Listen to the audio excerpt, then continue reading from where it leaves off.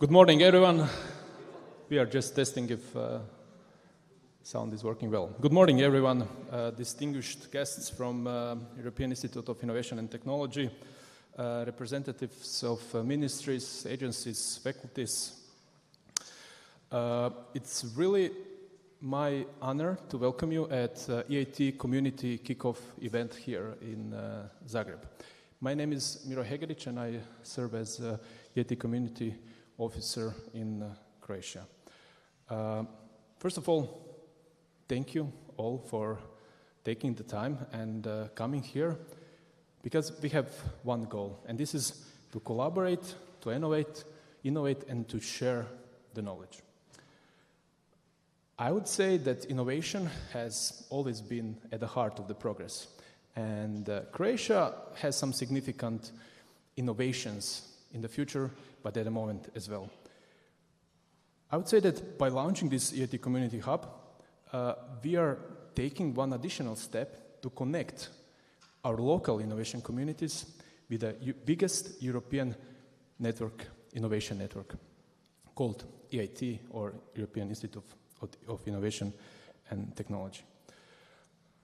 For all of you, I would say that we have around 25 representatives of EIT here in the room. So for all Croatian stakeholders, I would like to invite you to connect with those people, to use this opportunity to learn more about what EIT is. I'll have a short presentation afterwards telling you about EIT, but these people who are here with us from different knowledge innovation communities of EIT, they're the ones that have the biggest knowledge about what's happening. I would say one thing which is important to mention, because I see some dear colleagues here who are working on bridging the gap between science and business. And this is one of the core of things of EIT. I think we are living in a very challenging times, but a very good time, because we have opportunity to bring Croatia on the map of European innovation. So, first of all, I encourage you all to take full advantage of today's discussions, panels, but also networking. Please use this opportunity to meet other people, because we can innovate when people come together. So once again, welcome to the EIT Community Kickoff Croatia, and let's make innovation happen together here in Zagreb.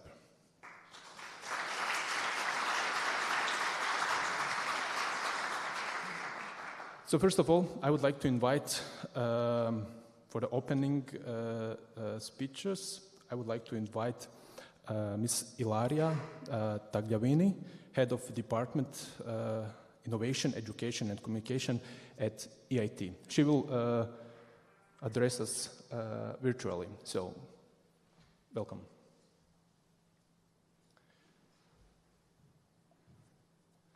Yolis. She should be here, yeah? We just spoke.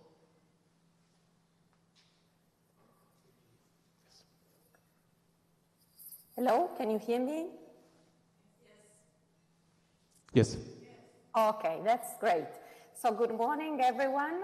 It is a pleasure to address you today to celebrate the launch of the EIT Community Hub in Croatia.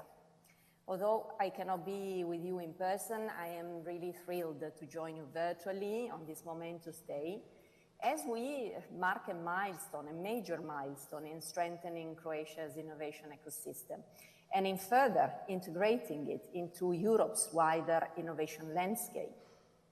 Now, first, let me extend my deepest gratitude to our esteemed guest. Your presence here today underscores the profound importance of this initiative.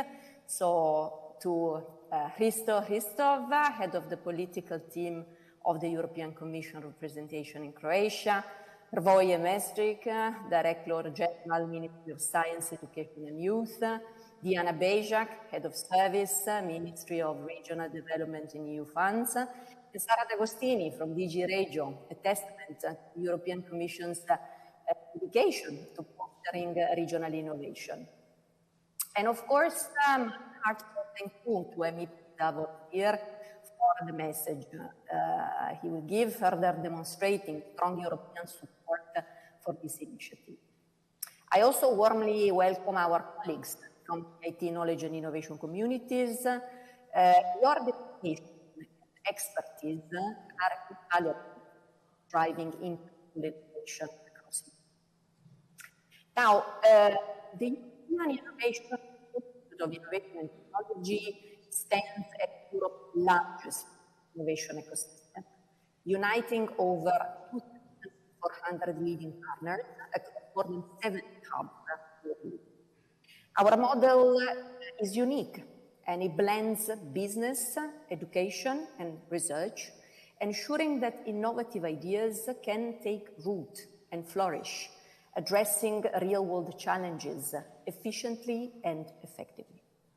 Now, if you think about it, since its inception, the EIT has supported nearly 10,000 ventures, has launched roughly 2,500 products and services, and has trained more than 350,000 people with future-ready skills. We have facilitated 9.5 billion in investment that have culminated in a combined evaluation of all our startups of 71 billion. So this is the scale and impact of our collective efforts. In recent years, Croatia has embraced its role within this ecosystem with enthusiasm, reflecting a robust commitment to innovation. With 4 offices established in Croatia by the end of 2023, we have channeled 12 million in EIT grants, fostering 110 ventures and nurturing a vibrant startup landscape. The numbers themselves tell a story of growth and of big potential. Between 2021 and 2023, 2,500 Croatian participants benefited from EIT programs, and we have 35 Croatian partners that are actively engaged within our vibrant KICS network. Today's launch of the EIT Community Hub in Croatia marks a new dawn. This is a gateway to European innovation. This hub will be a vital conduit for entrepreneurs, for researchers, for businesses, offering direct access to funding, to mentoring, and to strategic partnerships within the Europe Innovation Network. I would say it's much more than a facility. It's a bridge that fuses Croatia's dynamic innovation landscape with the larger European ecosystem. And through initiatives like the famous RIS, the EIT Regional Innovation Scheme, we aim exactly that. We aim to stimulate innovation in regions where it is most needed. Croatia has witnessed a strengthened institutional ties, the signing of key memoranda of understanding, and an increased engagement in prominent programs such as the EIT Jumpstart. Today's discussion promises insights, I understand, into Croatia's smart specialization strategy and how it can drive scalability, enhance efficiency, and foster a digital and green transformation. But looking ahead, we are excited also to tell you about the EIT Regional Innovation Booster, a new program which will provide long-term, tailored support to Croatia's most promising ventures. This initiative goes beyond traditional acceleration programs. We will work closely with investors, incubators, and policymakers to provide Croatian startups with the necessary resources and expertise to scale successfully. Additionally, by strengthening the link between science and business, we aim to position Croatia as a hub for deep tech innovation and for high-value industries. Well, the launch of this hub marks the beginning of an exciting new chapter for Croatia's innovation ecosystem. By the end of 2025, the EIT will have 18 community hubs operating across Europe, ensuring that innovation is inclusive, is accessible, is impactful. With today's launch, Croatia becomes a part of this growing network. And I have no doubt that this hub will serve as a catalyst for new ideas and for groundbreaking solutions. I would like then to express my sincere appreciation to everyone who made this hub possible, from the EIT RIS team to our local partners, and especially to Miro Hegedic, the EIT Community Officer for Croatia, whose leadership will be key to its success. So, to all entrepreneurs, researchers, and policymakers that are here today with us, I encourage you to engage with the EIT Community Hub, to explore collaboration opportunities, and to leverage the resources that are available. The future of European innovation depends on bold ideas and on strong partnerships. And Croatia has a crucial role to play in shaping this future. So let us seize this opportunity to connect, to collaborate, to innovate together. And I am looking forward to witnessing the remarkable achievements that will emerge from this hub and to working with you all to strengthen Europe's innovation ecosystem. So thank you very much for your attention and have a great remaining of the day.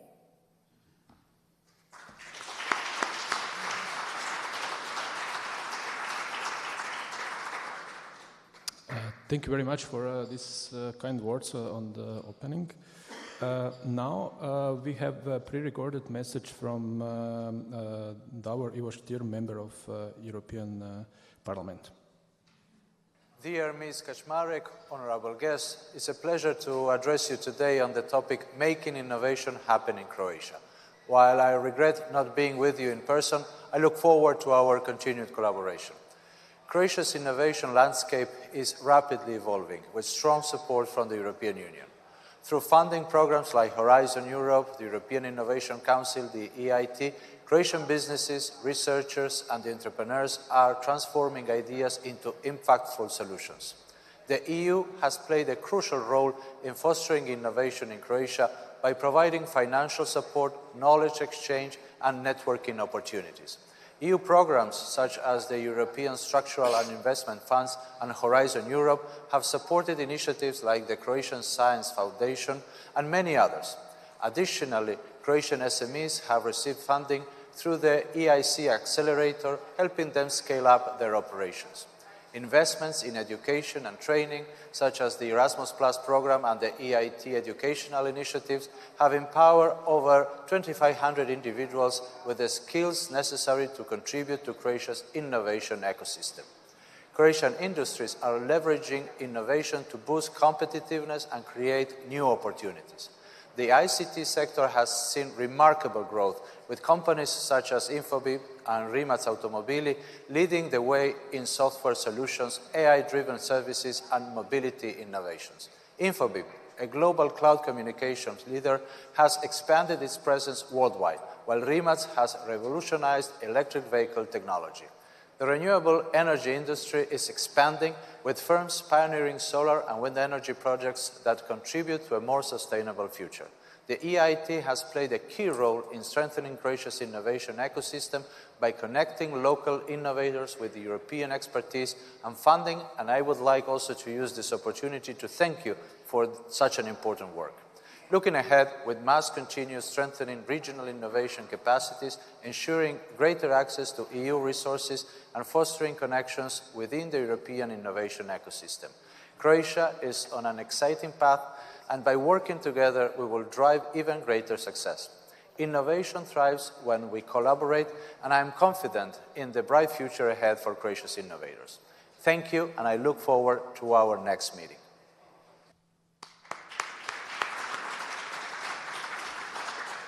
Thank you very much to MEP Davor Ivo Stier.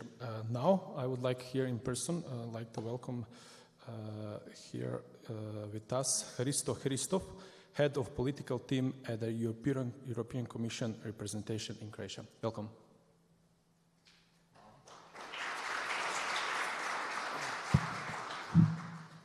Dobar dan svima. Hello. Good to have the benefit of being one of the in-person speakers. Distinguished guests, ladies and gentlemen, it's my great pleasure to be here today on behalf of the European Commission. As you all know, we live in challenging times with many bombastic announcements coming every day from the different sides of the Atlantic. And this somehow coincided with the start of the new term of the von der Leyen II Commission. Even today, as we meet here, the European leaders meet in Brussels, so by the end of today we might have new priorities, new ideas. Unfortunately, currently the focus is not so much on innovation, but much more on defense, security, arms procurement and production. But in any case, the European Commission, as the guardian of the treaties, has published its political guidelines for the 2024-29 mandate. Recently we published the so-called competitiveness compass. So based on this, we place innovation, competitiveness and digital transformation firmly at the heart of Europe's policy agenda. This is not something that the Commission in Brussels, faraway body to some, has decided by itself. The latest Eurobarometer survey on European citizens' knowledge and attitudes towards science and technology, released last month, shows that 83% of Europeans think that the overall influence of science and technology is positive.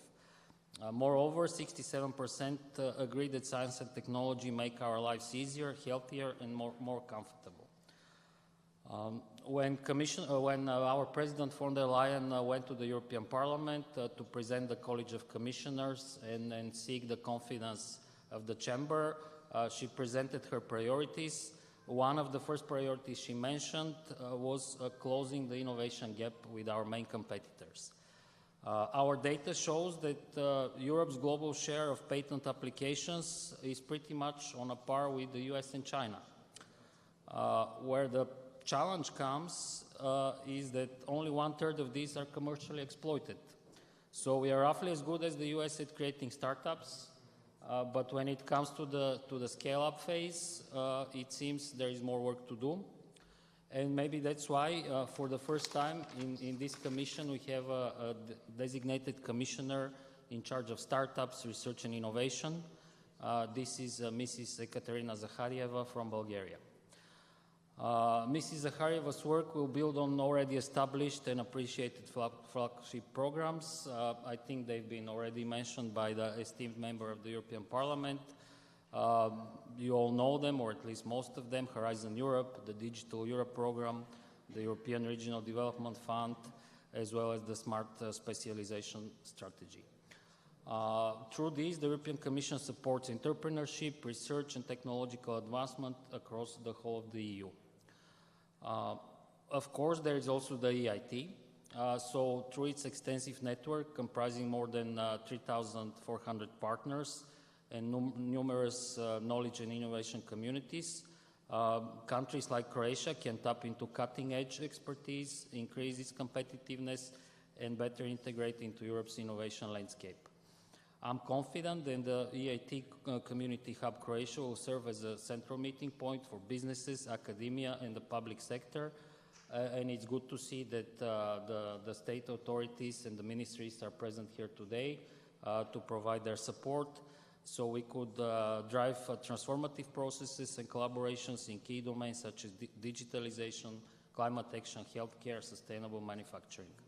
Together with the Ministry of Science, Education and Youth, we can foster a long-term partnership that boosts competitiveness, spark creativity, and deliver tangible benefits for the Croatian and broader European economy.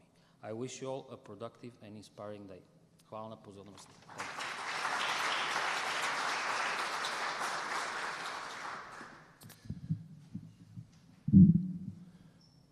Thank you very much to Mr. Hristo Hristov. And the last speaker in the opening ceremony, I would like to invite Ms. Amalia Babic, Head of Sector for Scientific System and Technological Development, Ministry of Science, Education and Youth. We will have her talk online. Yes. Hope you can see me and hear me. Yeah, we can Yes. hear you. Okay.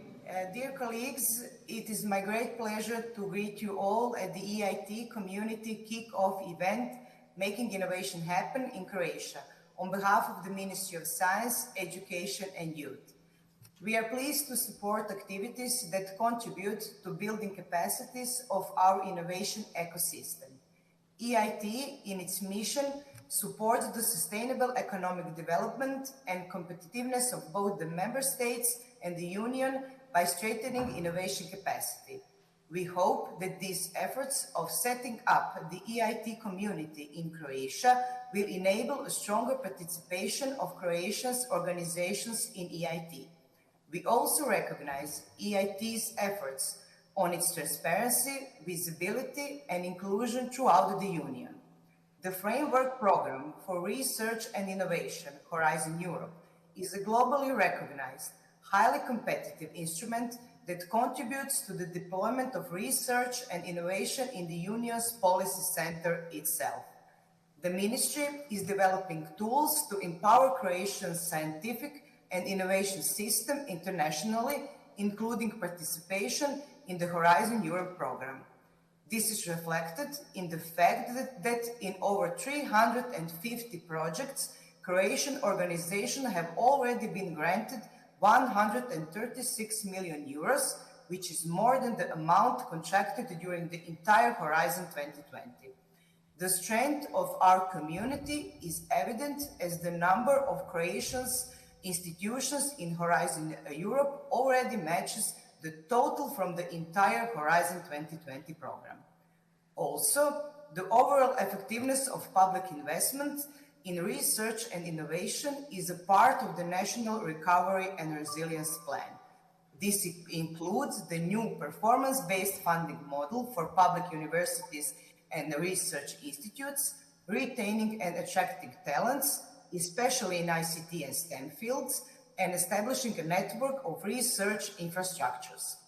A recovery and resilience plan provided additional investments in scientific projects and research infrastructure for 320 million euros. We are on track as we have already recorded a historic growth with over €1 billion in absolute number of the R&D investment in 2023. This is in line with the goals of the National Recovery and Resilience Plan, the National Development Strategy, and the Smart Specialization Strategy, where specific objectives include enhancing scientific excellence, bridging the gap between the research and business sector, and increasing innovation efficiency.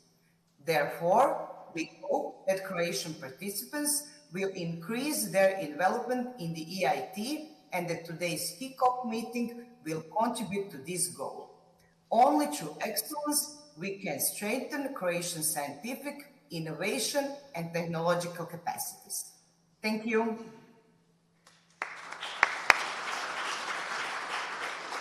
Thank you to Amalia Babic from Ministry of Science, Education and Youth.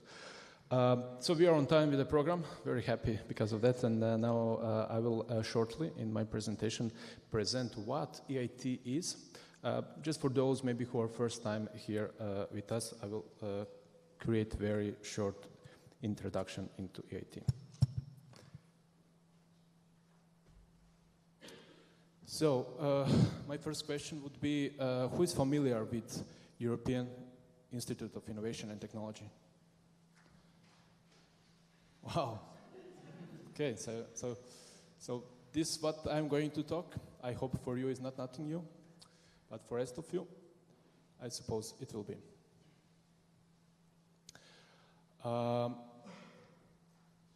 Just a few days ago, I had a really nice conversation with several people, and one of the things that we were talking about is something that Draghi report was mentioning just several months ago.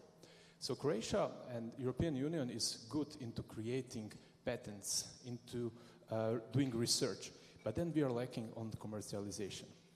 Also, there is not so much money available for through VC funding, through through funding of commercialization. At the end, we are lacking deep tech skills. And EIT is working on these things. So how is it working? It's connecting companies, it's connecting universities, research centers across Europe. Because they believe, and I personally also believe, when people come together and all those stakeholders come together, then innovation will happen. It doesn't mean just personal on conferences, but in collaboration. And also, EIT is providing innovation programs, something that some of you are doing in your local communities. So you do incubation programs, you do pre-acceleration, acceleration, venture building programs. This is something what EIT does, but on European level, European scale. And at the end, EIT wants those ecosystems to be sustainable. It provides also education. I just read recently, there is this EIT Deep Talent initiative. They pledged to educate 1 million of people in deep tech by 2025. And currently there is 980,000 people already trained. So we'll achieve this number. And this is really good for innovation. If you're familiar with the Observe Europe, Horizon Europe, then Horizon Europe has these 3 pillars. And the last third pillar is where EIT comes in play. So this is Innovative Europe, together with European Innovation Council, together with European Innovation Ecosystems. When I talk about the community, this is what we call community. More than 2,400 key players in innovation ecosystem. Companies, research institutes, cities, regions, research centers. So this is the community that I'm talking about. The programs go into 3 different verticals, I would say. One is education skills, so equipping innovators into skills needed for innovation. Innovation, so breakthrough innovations and breaking barriers which are stopping people. Sometimes those barriers could be financial, sometimes those barriers could be in the terms of customers, markets, etc. And business creation. So for those who are at the beginning of their business journey, there are programs to support. This all is done through something that's called knowledge and innovation communities. And there are currently 9 knowledge and innovation communities in different phases of development. And these are those knowledge and innovation communities. Just shortly, I would like you to see those innovation communities, because they are for climate, they are for health, they are for food, manufacturing. And I know many of you are from different sectors, interested in innovation in different sectors. And we have representatives from all those KICs here. And I will go KIC by KIC, and those representatives from KIC will stand up so you all can see and meet them later. Because what we have prepared later, there are tables, and on the tables you have logo of the KIC. And at that table, the representative of KIC will be present during the coffee breaks. So if you're interested in food, you will come to the table where is EIT food logo. Also to the table where is food served, but also where is logo of the EIT food. Okay, so just go very quickly. EIT Climate Kick. Yeah, there we go. EIT Digital. Christian. Oh, there's Christian. EIT InnoEnergy. Yeah, great. So you have to connect. Olga, this is the persons you have to connect. EIT Health. Yeah, there are so many EIT Health people here. EIT Raw Materials. Oh, great. EIT Manufacturing. We have here Maya and Patricia somewhere drinking coffee. EIT Food. Welcome. EIT Urban Mobility. Yes, great. EIT Culture and Creativity. So someone was asking me for EIT Culture and Creativity. So this is the guy. Okay. And EIT Water coming soon. Is there anyone working on a consortium for EIT Water? Yes, there. Yeah. So if you want to have information, there is a person to talk about consortium for EIT Water. Because EIT Water is currently EIT has open call for EIT Water kick. So if anyone still thinking of applying, its deadline is very short, but if someone is interested, there is the person to talk about. When we talk about Croatia, I always make a joke and I say that we are leading emerging innovators category. So we are, not standing good regarding innovation, but I don't want this to be something that stops us, but kind of motivation that we are better. And if we take this number, 14%, so this is the difference between 2017 and now. So we did improve. And I hope in the future, with the support of EIT, we will improve even more. This is EIT community in Croatia. EIT community means innovators, means researchers, means entrepreneurs, government officials, government at one place. In Croatia, we have 5 hubs. And these are the hubs. EIT Raw Materials RIS-Hub Croatia, RIS-Hub Adria, EIT Manufacturing Hub Croatia, EIT Health Hub, Urban Mobility RIS-Hub Croatia, or they are called now RIS Urban Mobility Specialists. I'm just getting used to this new name. And EIT Food. So we have representatives of those knowledge innovation communities in Croatia. All other communities, if you have any questions for those communities, you can ask us at EIT community here in Croatia. You have maybe heard these numbers. From 2021 to 2023, EIT has invested around 12 million euros in grants in Croatia. Four offices were present in Croatia. There is 110 companies created by the help of EIT, and many other numbers, like 2,500 people participate in all activities. So this is significant. And what makes EIT unique, I would say, this is the impact that it creates to people. Today we have with us 2 representatives of EIT-supported entities from Docking and from Nades Design. So you will hear local stories how EIT supported them. Also, when you take a look at investment, EIT is named as one of the top 50 best performing investors in Europe and 10 most active accelerators. So the work is recognized. If you want to get involved, there are different areas in which you can get involved. So we look for businesses, we look for universities, students, entrepreneurs, researchers, public authorities. For everyone, we have a program. This is a very short presentation. What is EIT? And I hope through presentations from Luca and from Manuela and from the panel, and later from Luke in Corvaja from EIT, you will get deeper understanding what EIT is. So this is just a general picture. Now, if you're wondering, okay, but is there some support that we can get financial to apply for those programs?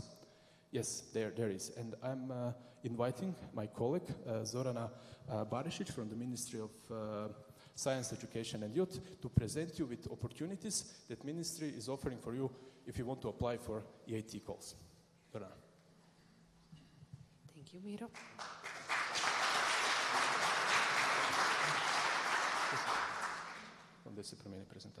And if you all have questions, please write them down, and during the panel we will be able to answer all the questions. Okay.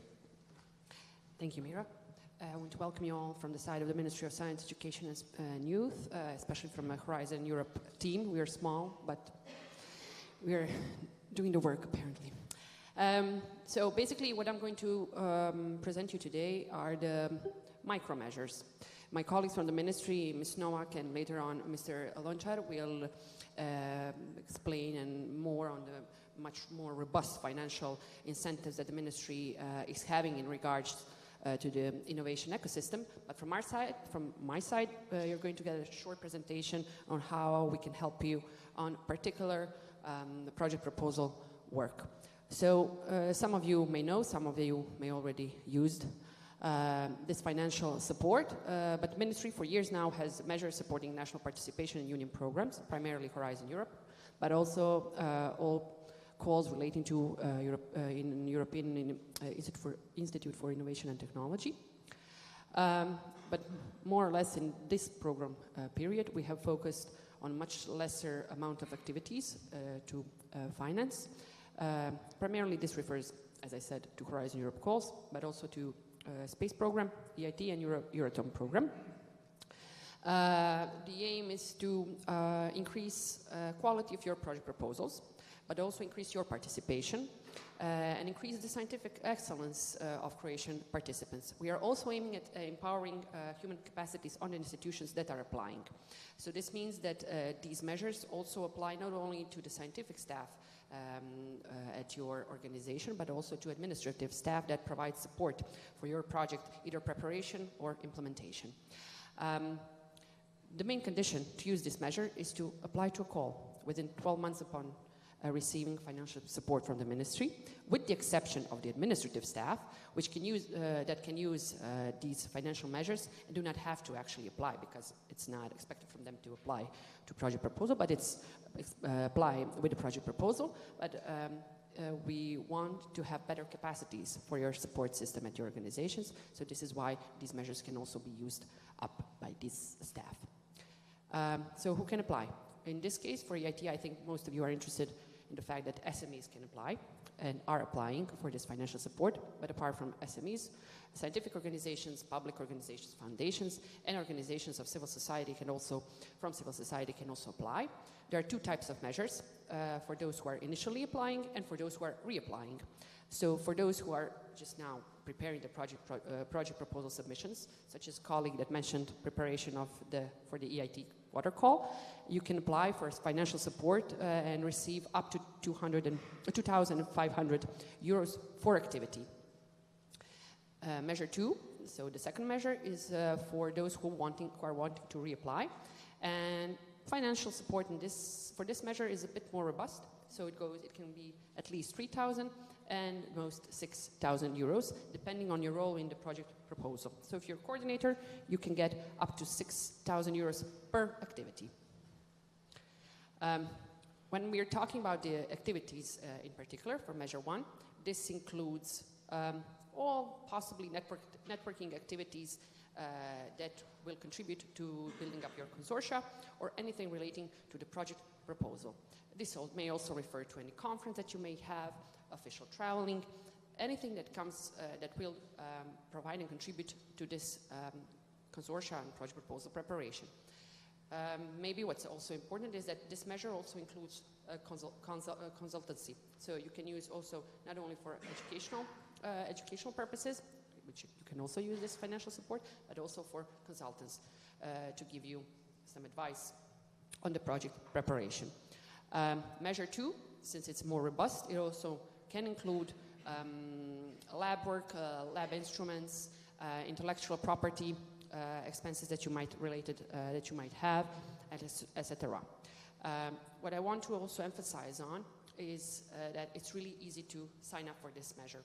So basically, you only have to go to our national portal for Horizon Europe, go to the category Contact and Podrška, or Contact and Support, and you're also going to see you're going to see a category Mjere za jačanje nacionalnog sudjelovanja. We don't have it in English at the moment, but you're going to see, you can see this category. You can see the decision on these measures, where it's really short, and you can see all the conditions and activities that you can apply for to receive the financial support.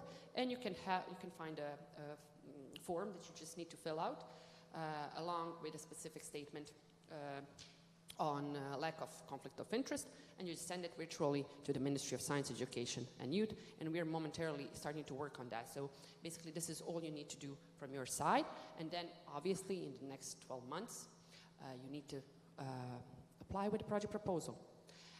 But also, if you're already working in this year on some project proposal and you already have activities that were maybe in February or January this year, you can also apply, just retroactively. The most important thing is for the activity to be done in this year. And basically, and you just obviously, and you're just going to send us a proof that you really did apply to the certain call. So basically, that's all. This is all you need to do in order to receive financial support from the ministry, and I encourage you to use it. In general, the approval rate is really high, over 90%. In general, we are only denying those who did not submit proper documentation, etc. So I really encourage you to apply. I'm also here throughout today if you have any specific questions, but you're also going to see an email address to which you can send out your questions if you have in regards to this or anything related to Horizon Europe, as I'm also not only an NCP for EIT, but also coordinator of all the NCPs and in general the support system on a national level for Horizon Europe. So in case of any other questions, you're more than welcome to tap me on the shoulder. Thank you.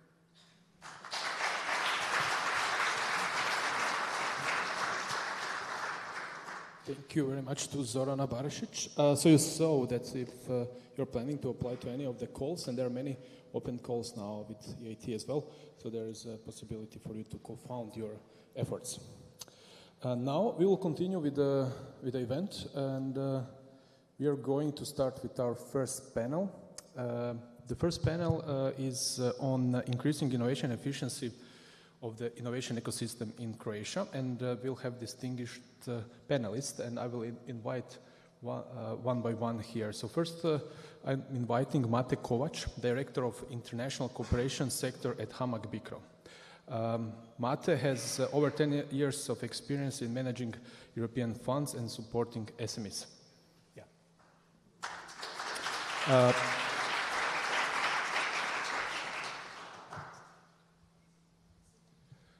And then I would like to invite Žarko Janić. He's leading operational excellence at Siemens Energy, and he's associate professor at the University of Zagreb, and he's also from Končar Power Transformers. Welcome. Then we'll have Luka Petro, mining program manager at Docking. He's responsible for the mining program and development of electric mining machines. Docking also has received the EIT raw material funding in their project, so Luka is going to talk about that as well. And then I'm inviting Sanja Novak, Head of Department for Monitoring EU Programs at the Ministry of Science, Education and Youth. Sandra has over 7 years of experience in managing EU funds and implementing Croatia Smart Specialization Strategy. So, yeah.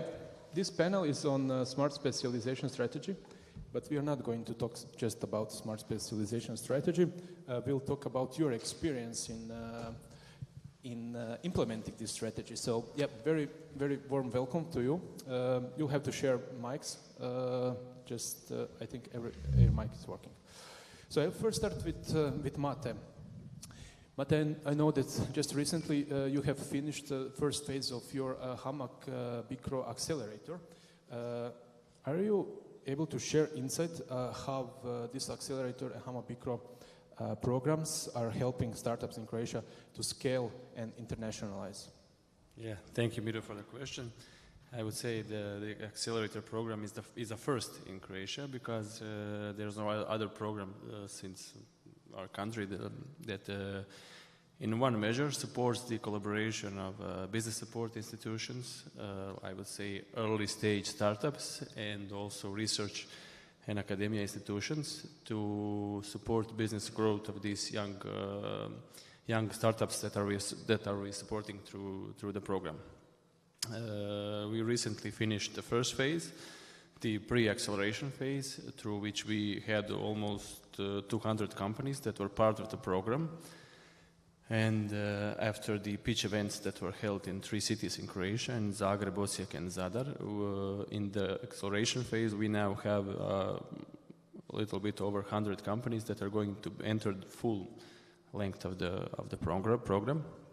And it's really, really specific because SMEs can receive financial support, 25K, and they can also receive non-financial support through the services that are provided through acceleration consortiums that are part of the program. So just to distinguish, HAMAG Bicro is organizing the program, but these accelerators that are made of business support institutions, local development agencies, R&D institutions. They are all helping these companies to grow through different services, typical horizontal services like space usage, and also specific mentor programs, specific ideas on how to design the company's acceleration plan, and so on. So it's a good program, it's a start. And as I said, it's focused on early stage startups, so it's more like a pre-seed, let's say, financing role. We are not supporting large companies, so you don't even have to have a company to enter the program. You just need to have a good idea that was selected on the pitch, and you can develop the idea through the entire program. Of course, to get financing, you need to establish a company, but just for applying, you didn't have to have a company, just a good idea that is commercialized, that could be commercialized and has some perspective. So we organized to better prepare companies for future, let's say, funding sources, to pitch in English, to pitch in front of an international jury, from our partners from across Europe. So we like prepare them from the beginning to go think and get out of the, let's say, Croatian box, and to think European, globally, to find additional sources of funding for their ideas and projects. So this is very in short, because it's a relatively complex program. Okay. Yeah, I remember you just mentioned that this international perspective, that you had an international jury, and that was really good jury, very good questions. And maybe just to emphasize, we are trying, after the contracting phase, we will help these companies to go international. They will receive a voucher, which will serve as like a voucher to enter different international fairs, trades, matchmaking events, anything that they need, because we will not force them where to go, but they will have the possibility to choose what is the best program for their, let's say, to try to access more finance, to try to find suppliers or buyers for their projects anywhere in the world. So it's really promising for them. Okay, so there is this part of internationalization in this one. I don't know if this is official, if you can share, but do you know how many of those companies are now transferring to the next phase? Is there some insight into this phase is not still over. The call is prolonged until next Monday, but we already have more than 100 companies that apply, and we are expecting, let's say, like 20 more. Okay. So we will have like 120 companies that are participating in the program. Okay, good. From the ministry, Sanja Novak.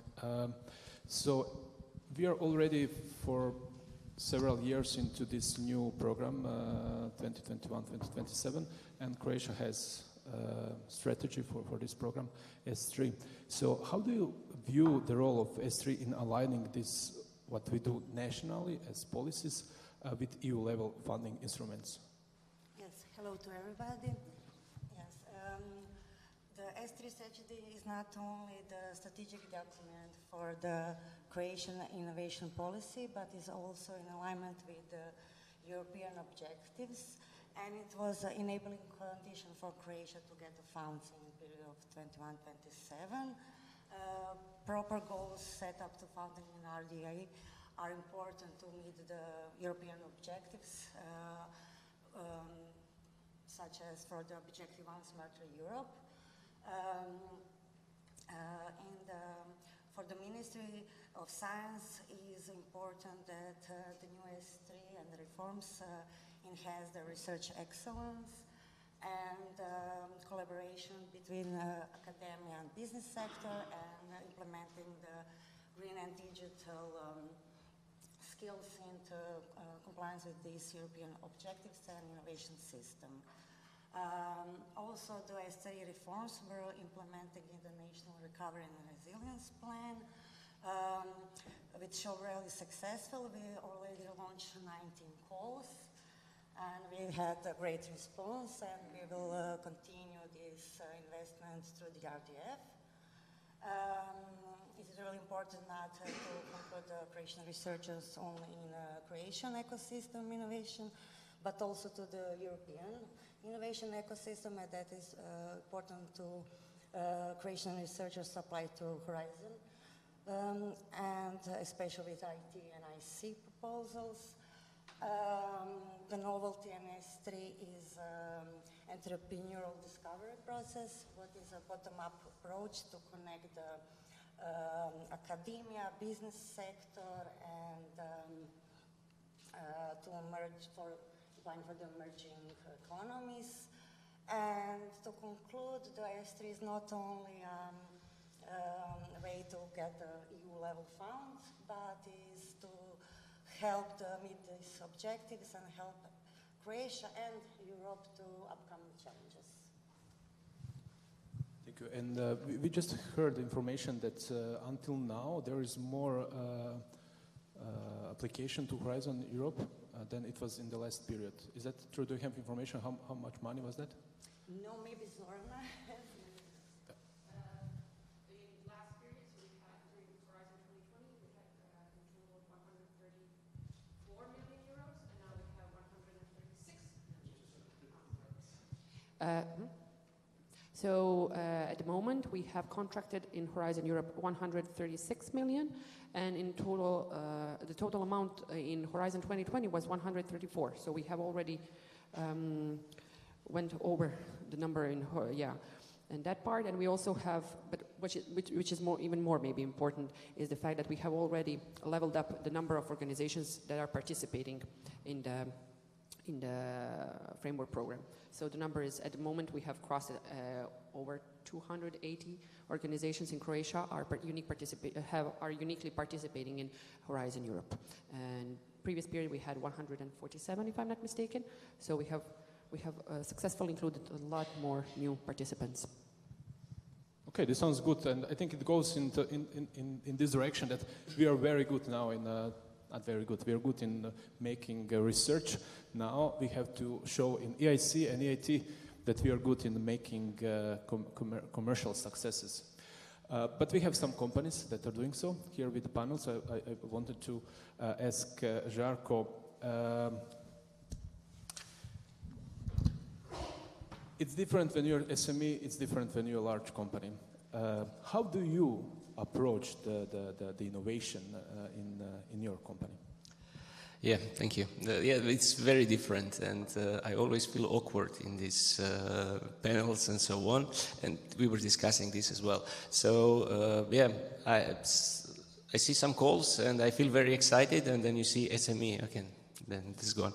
So we are a joint venture of, let's say, Siemens Energy and Končar, which means both European or Croatian scene, we are a big company. So to a large extent, or almost to all calls, we are ineligible. And what I see is that this is also, I mean, not all smart people work in startups. And that's also, let's say, a potential waste of possibilities to have some innovations funded, because of course in large companies some disruptive ideas that don't prove some return on investments immediately are, let's say, held back in drawers.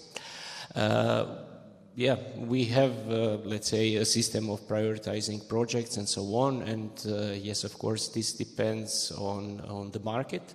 And also S3 strategies are very much in line what the market expects. So let's say conservation of nature, let's say less usage of oil, things like that. So this, of course, also by the market itself comes as a top priority for us as well. I know that we were working on some EIT projects. I don't know if we were successful or not, but applications at least. But I know that you are working on innovations. Now you mentioned something with oil, but can you share with us what do you mean when you talk about innovation in Končar power transformers? Yeah, so that's also always a different view on what innovation is for us and maybe what is typically. So if you look at the power transformers, this is a product which is around about 120 or more years old, and it almost has not changed the content, the material from the very beginning. For sure, the science went on, but the product did not, because maybe the risks are too high, and also we are using extremely cheap materials. But it doesn't mean that we cannot do better. But as the product is very much mature, you know, the R&D investment is very low. And we see today, for instance, also in Ukraine, how critical such components are. And today, to get a new transformer, you need 3 years waiting time. So this is really becoming an issue globally looking. And if we look at the history, we had 4 big, let's say, innovations which you would not recognize from the transformer itself. So you would not call it in Horizon a new product, although it changed the product dramatically. So maybe you could say, okay, an offshore transformer is a new product, but it only has some new features. So to, let's say, phrase it as a new product and apply to some call, it's very difficult. Okay, I know we were discussing this. I don't know if you had a chance to explore maybe deeper in Siemens Energy. I saw that Siemens Energy is working with EIT InnoEnergy. So I don't know if you have some intel from the inside, what are those projects, but we have colleagues here from InnoEnergy, maybe they'll be able to share this. So I think there are opportunities for big corporates to collaborate. We were recently with Martin and some other people in Japan, and most of the investors that we were meeting there were corporate venture capital. So practically big corporates are investing into startups looking for new products and opportunities. So I think the similar is what is EIT, Siemens Energy working with EIT. I will now ask Luka. Luka, docking is small and medium enterprise, or is already big? Still we are small and medium. Oh, okay, yeah, great. I don't know for how long, but yeah. Good. I hope not for so long. So you had a history with EIT Raw Materials, and can you share how EIT Raw Materials has supported the docking, but very shortly, because I know you have a presentation later. Yeah. So we don't have history with the EIT Raw Materials. We have a very much lively present with them. That's a good thing. So the docking has its underground mining program, and we've been developing that for quite some time, and we didn't know about EIT and EIT Raw Materials until we came to the University of Zagreb at Faculty of Mining, Geology and Petroleum Engineering, with completely different agenda and meeting, and then in collaboration with them, they inform us that these things exist, and and they are very active in it. They are Adria hub for raw material sector. So, and they showed us what upscaling projects or calls EIT has. And at that time we applied, and I just want to say that EIT brings to the table not only the financing, but the community inside the industry, which is networking and support that, for example, for us, the Croatian company that wants to engage in mining industry, where mining industry in Croatia, it's not really developed. It's very important that we have a present, that we have EIT label, and that we have the advocate in Europe and globally, because EIT Raw Materials is working actively on some, not only inside Europe, but transcontinent alliances and cooperations.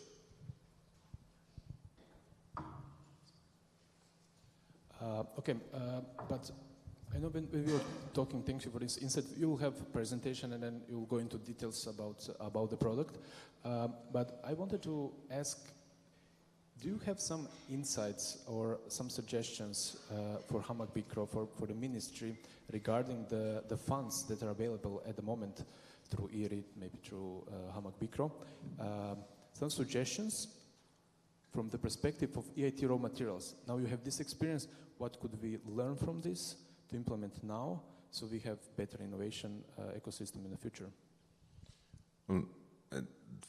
For us at this moment, it was very important to have, Docking has been participating in ERI calls and cooperating with Hamak Bikro and the ministries, but there is EIT offered something that's an upscaling call, which was very important because in my perspective that sometimes underestimated the effort to take the product from technology, like I said, medium technology maturity to the full commercialization and to sell it as a successful business. Because my idea is this: you need double amount of capital to take it from TRL level 6 to 9 than you need from 1 to 6. And very, very often that these calls and lots of funds are intentionally or maybe not intentionally funneled to the technologies that are early in maturity, and all these efforts that are missing for the last step to take the idea and the innovation to successful business, which is a final goal of financing and the ministries and the businesses itself. It's sometimes underestimated. So this is maybe the idea is to create special programs that will look at ideas, innovations that are really close to getting the market presence and turning into successful business, and to help those type of projects. Yeah, but maybe we were talking about this, so that you had experience with ERI, and then now this with EIT raw materials is more supporting you in commercialization. So that's why I would like to ask Mate Kovac, because this is a very good question for him. How do you see, there are many different initiatives in Croatia, and many of those is supported or conducted by Hamak Bikro. How do you see that these initiatives align with broader EU programs such as EIT, EIC, or Horizon Europe in general? Yeah, actually we are a national contact point for EIC accelerators, so we are well acquainted with the program.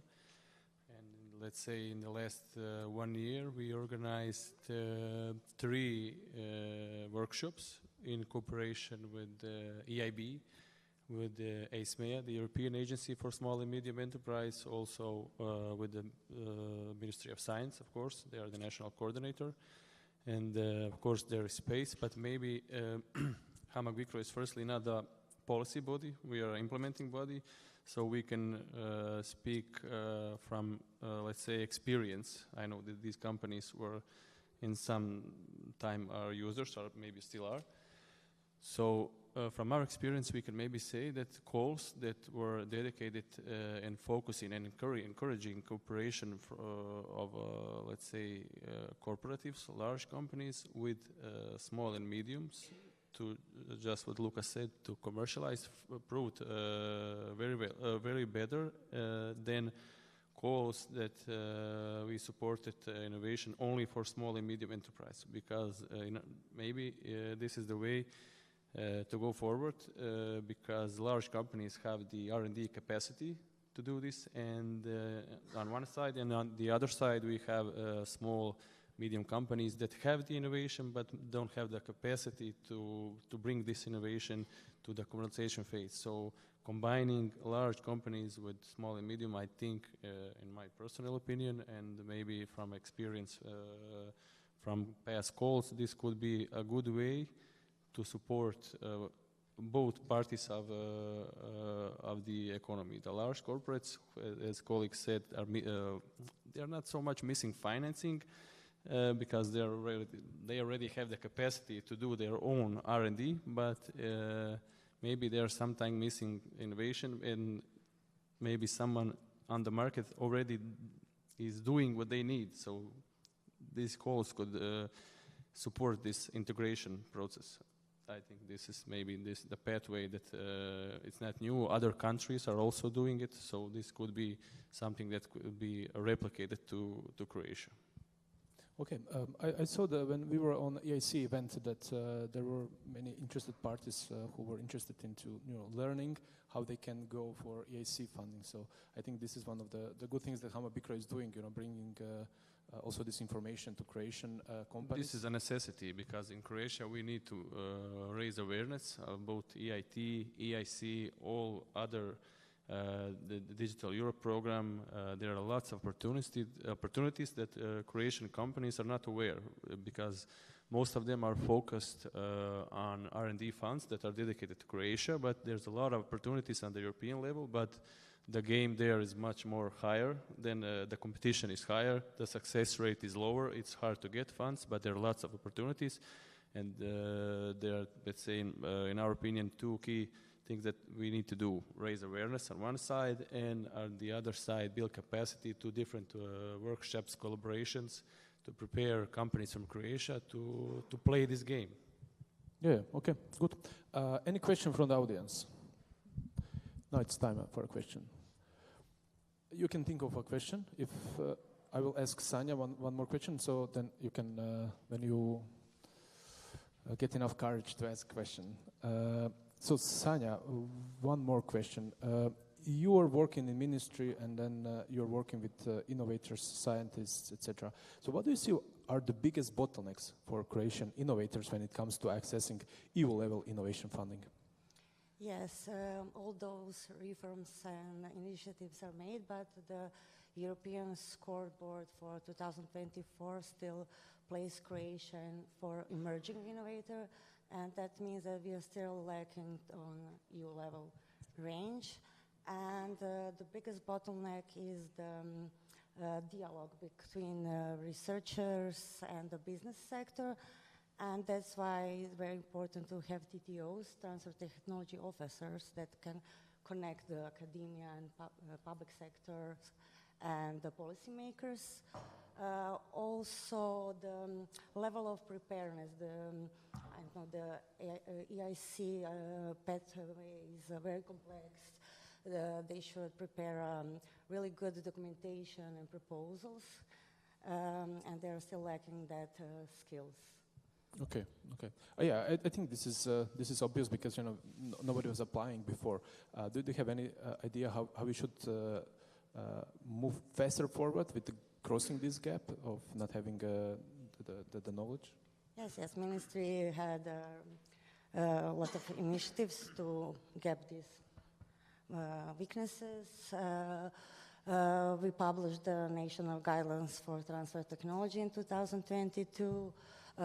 Ministry started financing the perform-based researchers, and also the theory of change with the help of World Bank is set up to help. There's this DIGIT project, which is also supporting a lot with also the education. DIGIT project that is 106 million euros loan from the World Bank, and within the DIGIT, we try to transfer the digital and green technologies into Croatian innovation system, and it's important. One of the important part is the synergy program.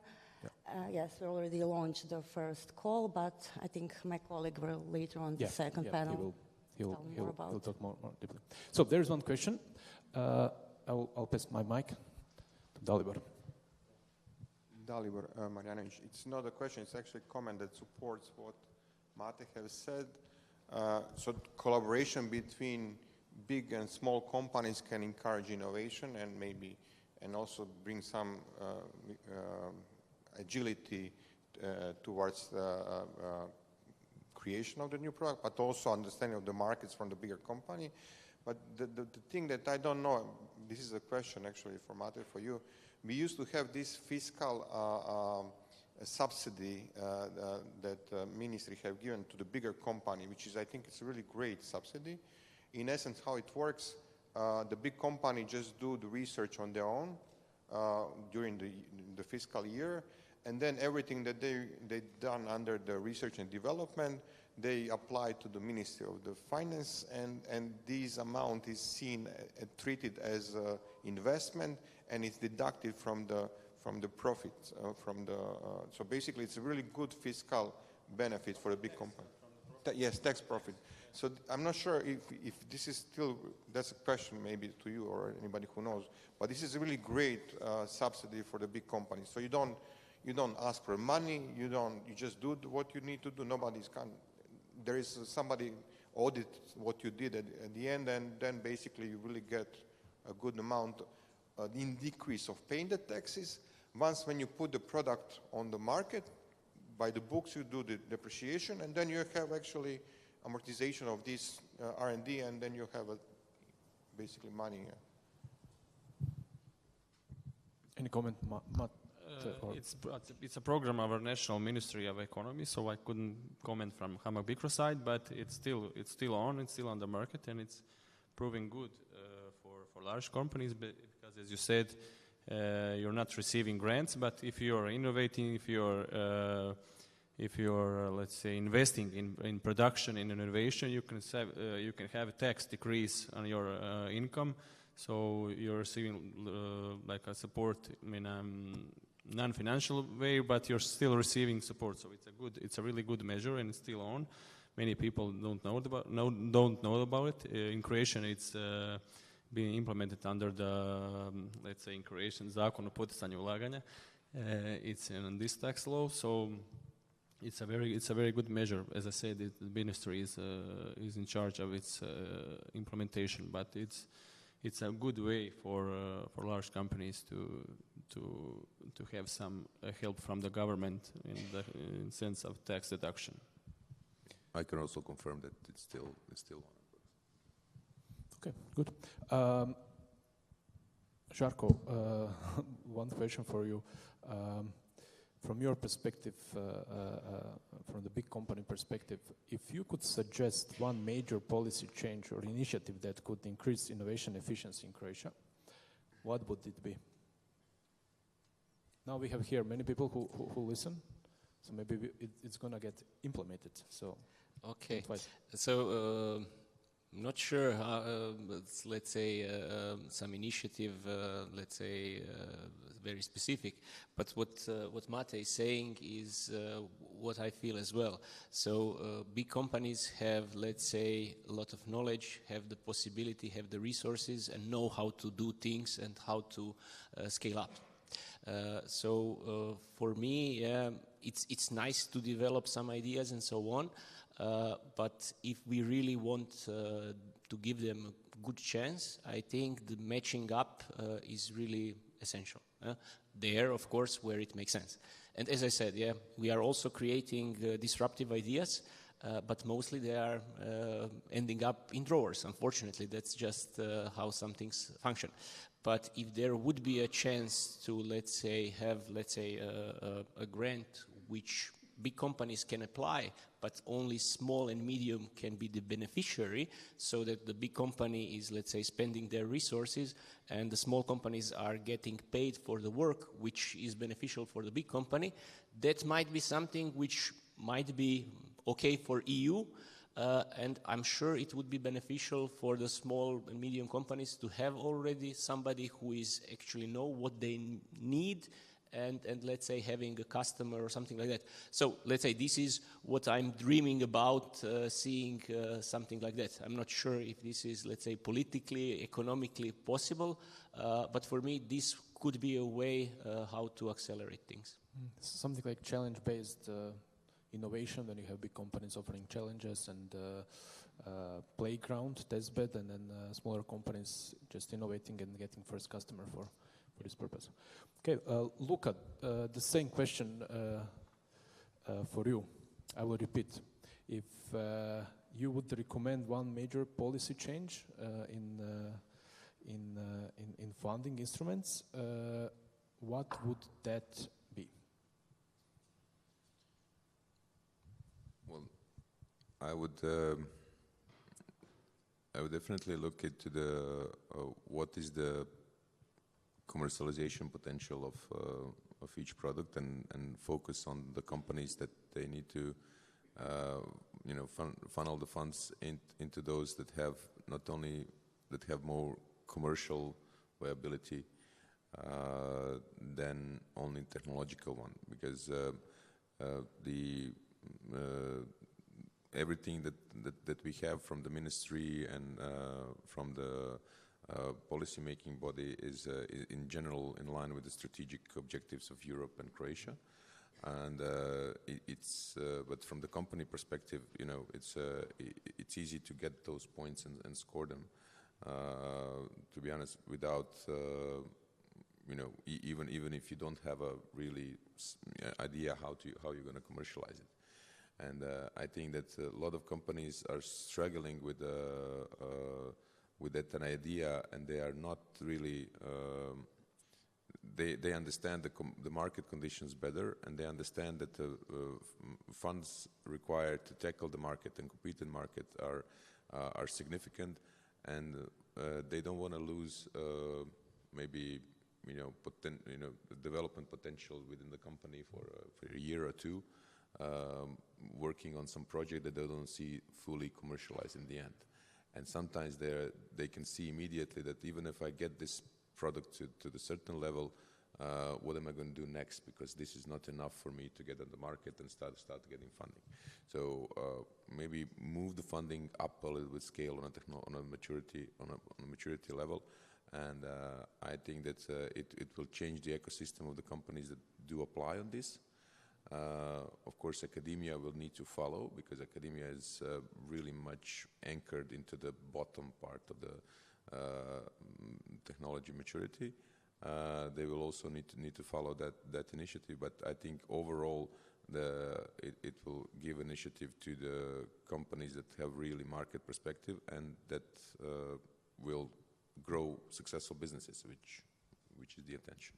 Okay, I mean it really makes sense, because I also noticed that we are lacking this kind of support in later phases of commercialization. So, I mean, with EIT, you will show the story later. Maybe it is possible, but yeah, I hope some people heard you. And Mate, just for the end, is there any plans for Hamag Bikro to evolve its funding instruments to better support companies in the scale-up phase? It's hard to answer this question because I need to repeat something that I already said in the beginning. Hamag Bikro is firstly an implementing body, not a policy body, so we need to understand this to see our role.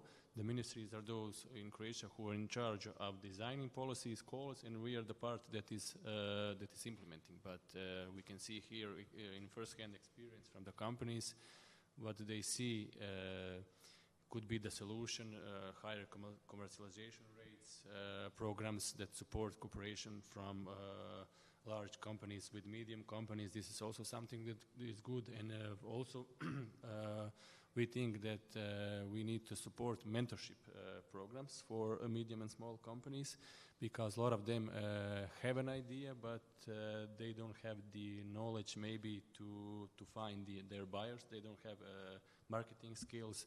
Some of them don't have financing skills. They have the knowledge, but they don't have financing experience. So we had some mentorship program last year. We are going to continue with this program this year. So it's, in my experience, it's not always about the money. It's sometimes about the knowledge, and especially mentorship for these small and medium companies. And this could be solved by cooperation with large companies, because they already have the knowledge. Makes sense. Makes sense. I mean, this is in line what also Luka mentioned, that with EIT it was not just about money, it was about different things. So, and just for the end, Sanja, do you have some suggestions for entrepreneurs here wanting to apply for EU level funding opportunities? What would you suggest? To get more involved in communication with researchers in institutes and faculties, and to prepare better to the calls, and they can always turn to ministry with any kind of questions, and we could help them. And we also prepare through the digital program some initiatives to help this gap for them. So we are ready for this, tackle these problems. Great. So this was the panel on increasing innovation efficiency in Croatia. Thank you very much for our panelists, and one big round of applause for them.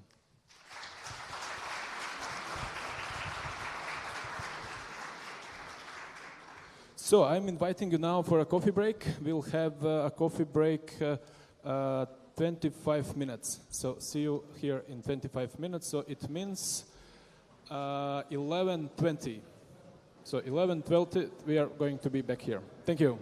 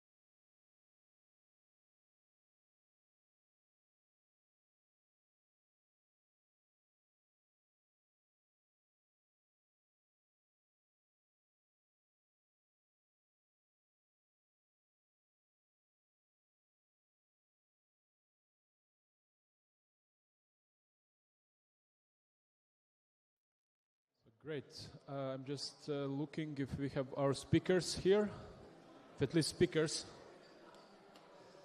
I know that the best part of event is networking. But imagine if someone would call you and said there is like 6 hours of networking, nobody would come. But people come to the conference and just do the networking.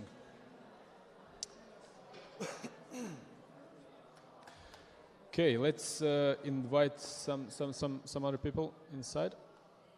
At least speakers. Manuela is here.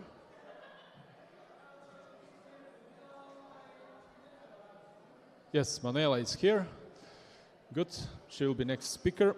Everyone's coming. Okay, great.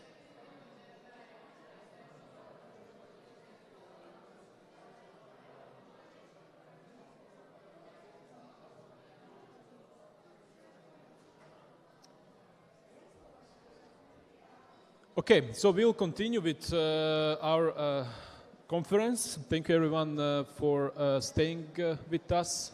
I know it's very interesting to be outside and network. We'll just have to close the door. So it's not noisy.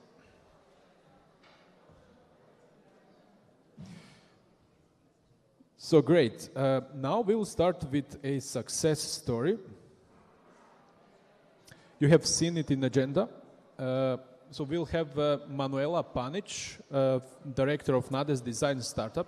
She will present her journey through EIT, from EIT Jumpstarter, Eva from EIT Food, and then post Jumpstarter, her trip to USA and America. So I'm inviting Manuela Panic on the stage. Please, warm welcome for her.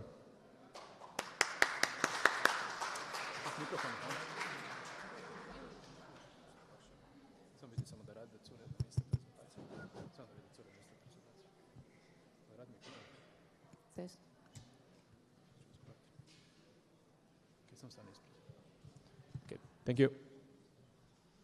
Hi, thank you very much. My name is Manuela. I'm co-founder of NADES Design Startup. Petroleum-based solvents are still present worldwide in the industry, in the production processes from the pharmaceutics to the wastewater treatment. Even though present everywhere, those solvents are harmful, dangerous, both for the workers, for the environment, and on the end to all of us, causing serious illnesses such as cancer. Luckily, the global goal is to find an alternative for those solvents and replace them by 2030. That was also our mission. For the last 10 years, we are developing 100% green biosolvents, named NADES solvents. Those solvents are mixtures of at least 2 natural components and are liquid at room temperature.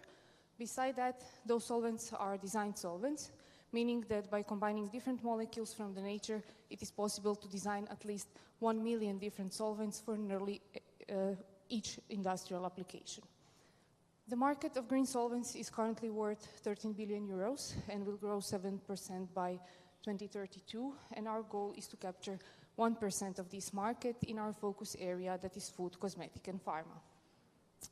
Our business model is based on 2 main revenue sources, that is own production and sales and technology licensing. And we aim to transition fully to licensing over time because the technology is really easy and industry already have the equipment. Once you have the recipe from the lab, it is easy to apply. We have started at the Faculty of Food Technology and Biotechnology in the research and development in 2012, working hard in the development develop this technology. And also we had the research and industrial collaboration through the projects with industry, and we see that they are interested for this technology. And 3 years ago, we decided to transfer this technology and develop it further to a bigger TRL. Regarding the proof of the concept with the industry, besides we successfully replaced toxic solvents with a green solution, we also solubilize for the pharma industry active pharmaceutical ingredients 1 times higher. And we also prolonged shelf life for food raw bars, and on the end, we lower the energy use. Currently, we have raw materials and solvents ready for the industry, and we also create our own food supplements line as a proof of the concept for the industry. How EIT helped us. So we are scientists. We didn't know anything about the business. And 3 years ago, through local incubator Spock, we heard about EIT Jumpstarter, and we applied. We passed to the second phase, and that was the first time that we wrote our business plan that helped us later for our grant that is supported by Ministry of Education and Hamak Bikro through EO grant that we got 200,000 euros grant to start the startup. We were also part of EVA program. This is Empowering Women in Agri-Food. This is a nice program for a woman, but also it is on Croatian language. We won here first prize, and that helped us to survive until our first grant. And this year we were in New York as a part of Post Jumpstarter, and there we had opportunity to be on a meetings one-on-one with the industry that is interested for our technology, but also with the venture capitals there to see opportunities there. And we also met there one advisor that is helping us now to promote the technology there and to see opportunities. This is us, a team of female scientists who is build one sustainable, future, innovative green technology. Thank you very much.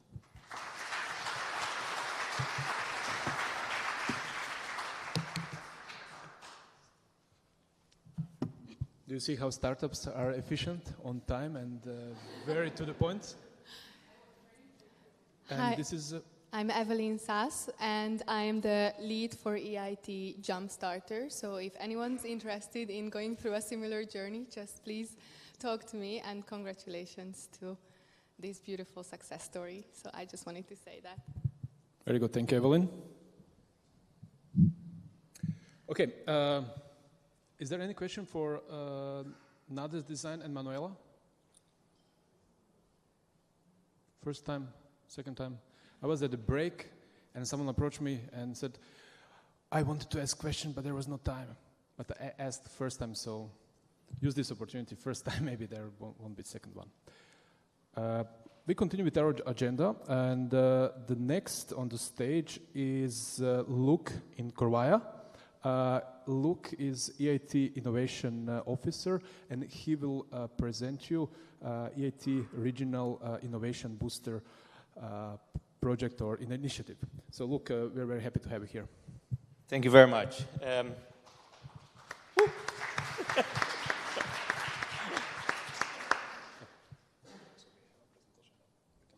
Okay, no problem. First and foremost, I'd like to say how happy I am to be here in this beautiful country and to see so many faces, some familiar, some new. It is a great pleasure for me also to be representing the EIT headquarters with you today. What I plan to present to you, you've heard a lot already about the EIT, and you've just had a coffee, but maybe you're already saying, yet another presentation. I'll try and make it as interesting as possible. The idea is that I will present to you, first and foremost, where we stand in terms of our support for countries classed as emerging or moderate innovators, as well as what we plan to do in order to be able to support these countries better. So, hang on. Here we go. First and foremost, probably most of you are fed up of seeing slides, so you can even focus on me if you wish. The EIT, since 2014, has been running a dedicated scheme to support those countries classed as either emerging or moderate or modest innovators according to the European Innovation Scoreboard. We dedicate between 10 and 15% of the budget which goes to the EIT KICS, so that's around 420 million euros, to supporting through tailored, place-based activities, the innovation capacity of the countries targeted by the EIT RIS, which you can see on the slide marked in green. We also use this tool in order to facilitate an increasing number of participants from these countries in EIT activities. We also use preferential conditions, including up to 100% co-funding in order to make it as attractive as possible for participants from these countries to be part of what we do. And so far, I am very proud to say that we have been extremely successful in terms of using this fund at top-up level of support in order to bring in an increasing number of participants within the EIT community. Look at these slides. I will just point you to two very brief statistics. Between 2021 and 2023, we're still verifying the data for 2024. This is why it's not yet on your screen. 41% of the EIT budget was spent in those countries which supposedly are weak in terms of their innovation capacity. No other tool, no other instrument, innovation instrument, let me be more precise, under Horizon Europe is delivering this level of penetration within these countries. The same goes for participation. So I'm referring to the students and participants in our education activities, the startups and scale-ups we have supported, the partners, the innovations launched on the markets, the universities and higher education institutions benefiting from our activities. 61% of all of these are based in countries, again, with supposed weak innovation capacity. Why does this happen? Why is the EIT successful in delivering this? By the way, these statistics, this level of higher participation is also very true for Croatia. So if you had to look at the Croatian participation rate in Horizon Europe, in other innovation instruments, other Horizon Europe, you would see that these fall under 1%. But in the EIT, it's closer to 1.5%. In some instances, 10 times higher. We look at these economies, at these countries, and do not see countries in need of help. We see countries with huge potential where we can grow, where we can ourselves benefit from the talent, from the drive, from the enthusiasm which is present in these countries. And I think these statistics really show that this is what we are doing and what we are delivering. It also shows that what the EIT has to offer is very, very valid for innovators within these ecosystems. And this has been recognized not just by me, but by independent evaluations. And I'm highlighting here some quotes from the midterm evaluation of Horizon Europe, particularly Pillar 3, the Innovative Europe pillar, which highlights the EIT's ability to speak the local language, highlights the EIT's ability to support talent locally, therefore tackling brain drain, a big issue in many of the countries we are talking about today. We are also able to bring participants from these economies into our activities, be able to build their capacity and help them to achieve excellence and therefore compete with their peers from the more developed innovation countries and succeed. Of course, there are challenges and opportunities as we look forward. So to be clear, the EIT is not sitting on its laurels. We very much realize that we can and must do more in order to support countries in Southern, Central, and Eastern Europe in order to be able to realize and maximize their innovation potential. Two areas we currently believe require our attention is the fact that there are still relatively low figures of investment being raised by startups in the countries in Southern, Central, and Eastern Europe compared to their Western and Northern European peers. Additionally, when we look at our statistics, when we look at our data, this is not very well balanced. There are some countries which are taking the lion's share. This is partially a result of larger populations, of course, or there is some explanation to that. And in fact, we actually do better than Horizon Europe ourselves. However, again, we are determined not to leave anyone behind. So this is another element we wish to address going forward.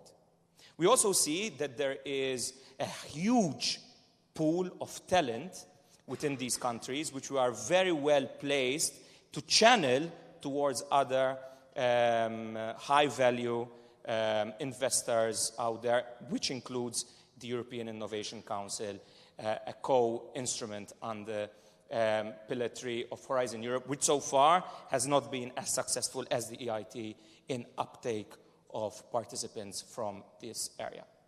We also see fragmentation. Fragmentation at our level, so let's look first at the mirror. Within the EIT, different instruments, often doing similar aspects. Within the countries themselves, at local, regional, and national level, and well, at the European level as well. So, for these reasons, we are aiming to up our game going forward. We aim to create a regional innovation booster. Maybe that's not the sexiest name out there, but that's what we've come up with so far. And if anybody has any ideas of what we could call it, we're very open to hear from you. The idea is that we deliver a new scheme which truly addresses the specific needs of the countries on a country-by-country basis. Each country is different. I'm Maltese. I'm from a small island in the Mediterranean. There's no point in trying to deliver a scheme in Malta in the same way we deliver it in Poland, for example. The needs, the specificities, the gaps, the opportunities available there, the talent, the interest, the priorities, they're all different. And we aim to recognize these specificities, these different needs on a country-by-country basis. We will also offer the support locally, allowing companies to be able to access everything we offer in the EIT, access to talent, access to test beds, access to partners, access to markets, access to technology, you name it, while staying in their home countries. It will also be tailored, as I mentioned, specific to the local needs. We will create a journey for the targeted startups which fits in what already exists, plugs gaps, and ensures that we will help that company to grow in the long term. We will not fund and run. We will stay with that company as a partner and help it to succeed in the long term. And of course, plug in. This is key. We will ensure that what already exists, we will make best use of. There's no point in creating yet another instrument, yet another accelerator. No. The money is already out there. The support schemes are already out there. We'll make sure that those are plugged into each other, and where gaps exist, we will plug them. So in other words, we want to boost innovation in Europe through better integration. And this is what we do at the EIT. We have been integrating universities with businesses, businesses with researchers, researchers with cities, cities with policymakers, and this is where we have been highly successful and wish to bring this now to this level. How we will do it? We will have a pre-pilot this year, merely to prove the concept, to have a sandbox where we can make mistakes and correct those mistakes as we go forward.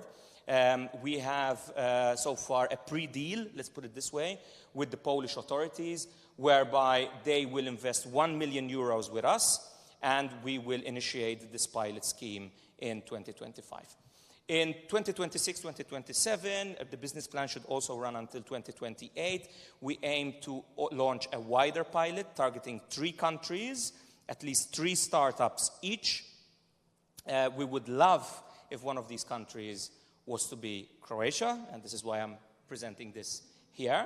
And we will dedicate about 500,000 euros from our side for coordination and capacity building services. So this means that we will, for example, do a mapping of what the needs are locally, what the talent is locally, and then we will create a journey based on what those needs are, and additionally leverage between 3 to 5 million euros from the KICS funds in order to invest significant amounts into those startups and see them grow and flourish and achieve commercial success, penetrate new markets, we see them, generating excellent revenue, and of course, see them benefit from other instruments as well. So this is it from me. I hope that was not too long, not too boring, and I very much look forward to the discussion in the next few minutes.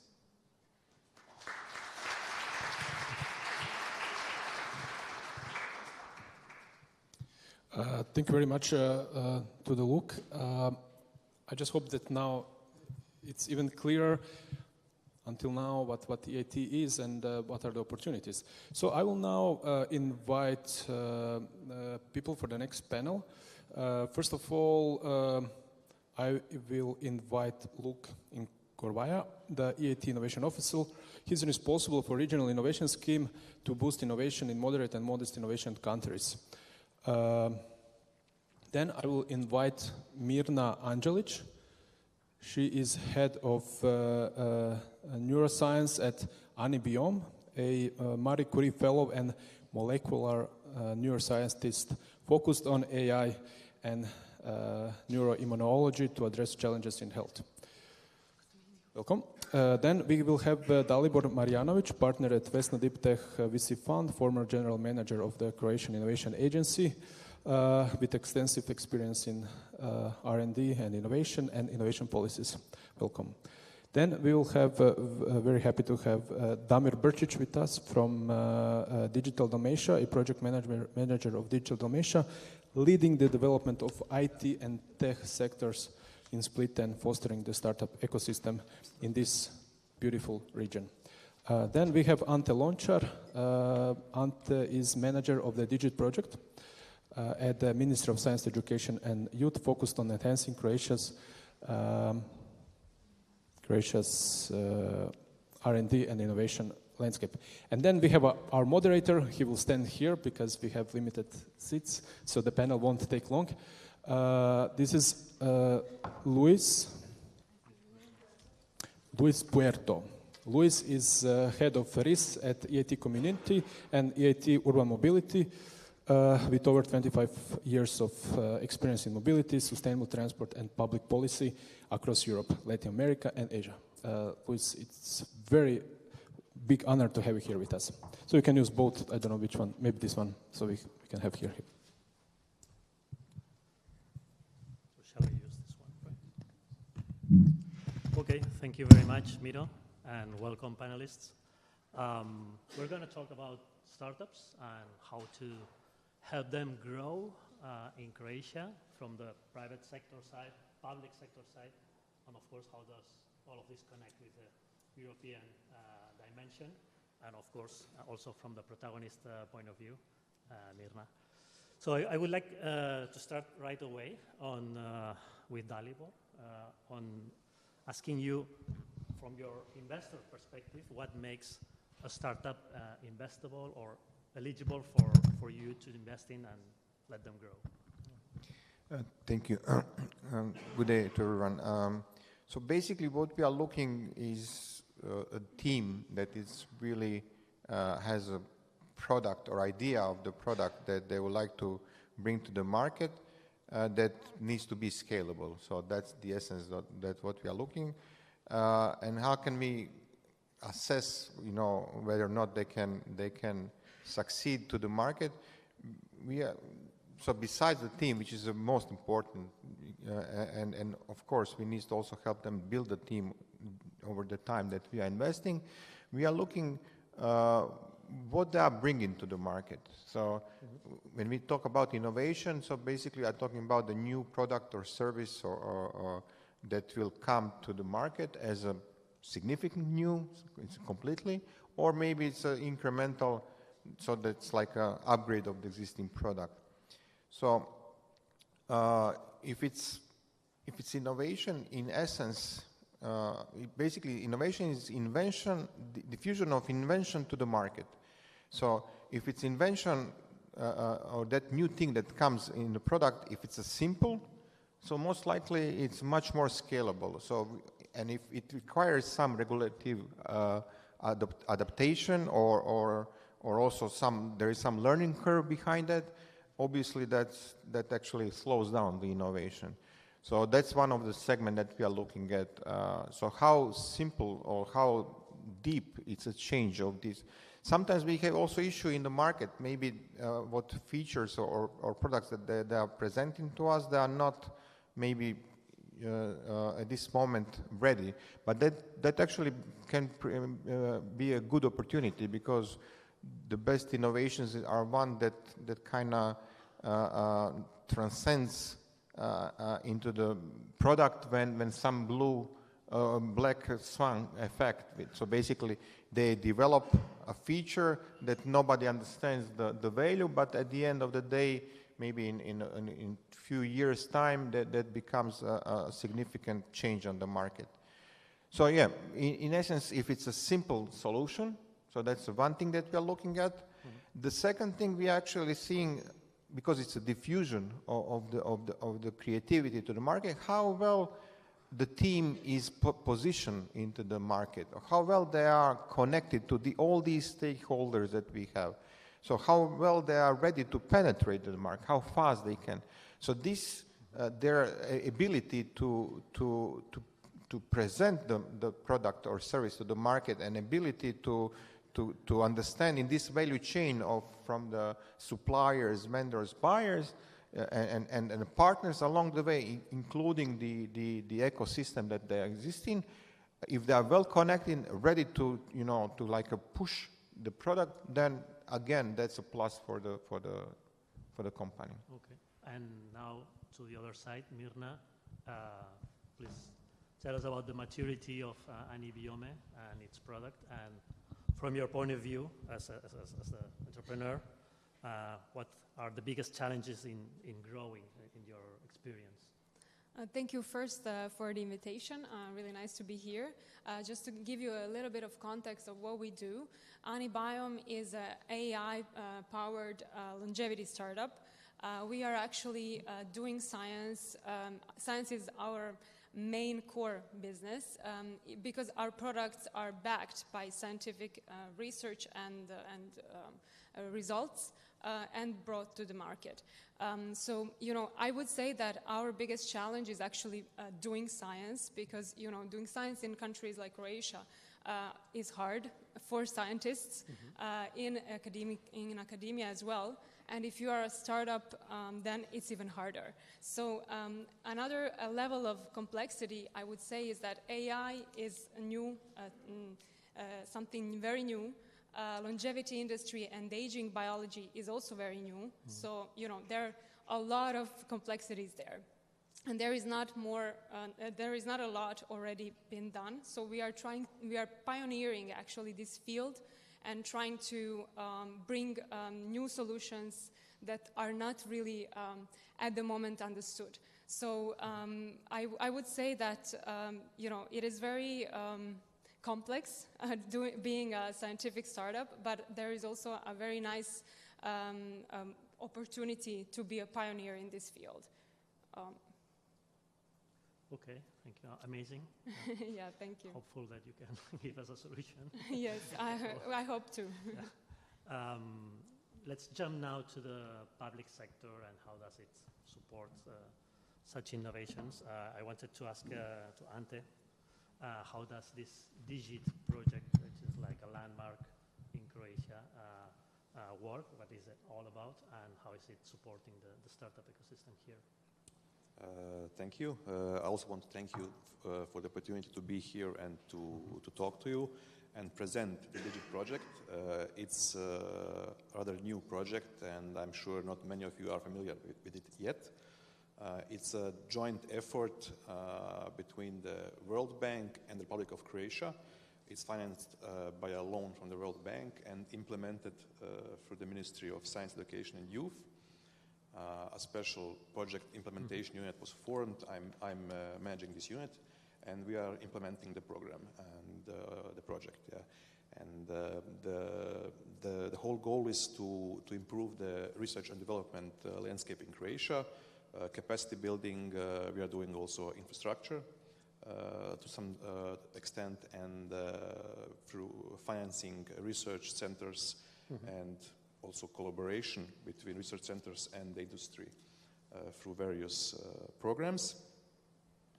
And coming to the topic of startups, startups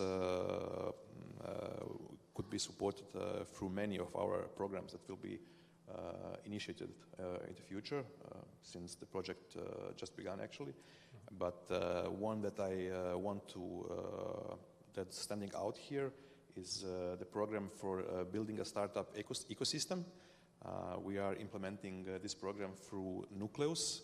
Nucleus is a program run by the Innovation Center Nikola Tesla, an institution founded by the Faculty of Electrical Engineering and Computing in Zagreb. And they are doing really excellent work, and we are proud to be their partner, to finance them and support them. Just last week, they received a really great recognition. They're being ranked as one of the top European incubators and hubs by the Financial Times. They are even ranked 12th place in regards to mentoring. So it's a great program, Finance for Digit, and helping startups in research grow and come to the market. Okay, thank you. And this is at national level, I understand? Yes, exactly. It's a national level. Okay. And then, Damir, at more local level, the county of Dalmatia, what's your role in startup support? How do you connect your policies and your activities with the national or even international dimensions? Yeah, first I must say I'm very happy about the initiative from the EIT that we heard recently, Regional Booster Initiative. Digital Dalmatia has been started by Split Dalmatia County, that is a regional authority. We started this program 8 years ago, and the things why we started this program, I must say, I'm the Split Dalmatia County employee, head of the Department of Common Affairs and IT, and I must say we introduced something like kind of ministry for the IT, meaning technological sector. We made analysis, and we very early were aware about the problem that we all talk about here.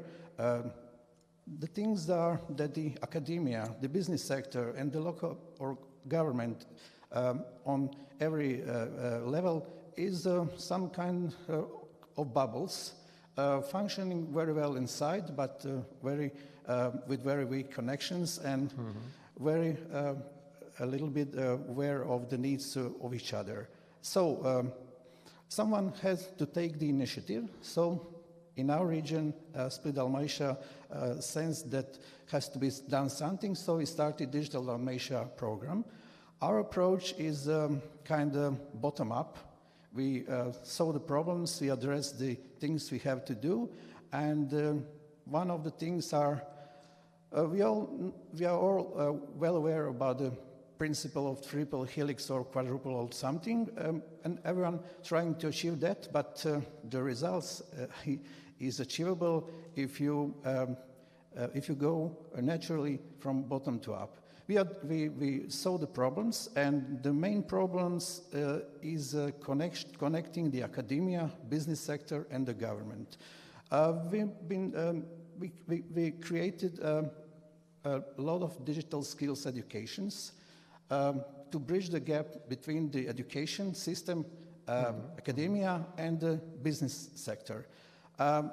We all talk about that, but the knowledge is there, but you have to, make things work. So we engaged companies with business level knowledge, and also some kind of that emerging knowledge like AI, cyber, Web3, blockchain technologies are within the academia. So we made programs, we initiated programs, funded programs, and have staff to run that programs and connect all the participants, and that made a big success.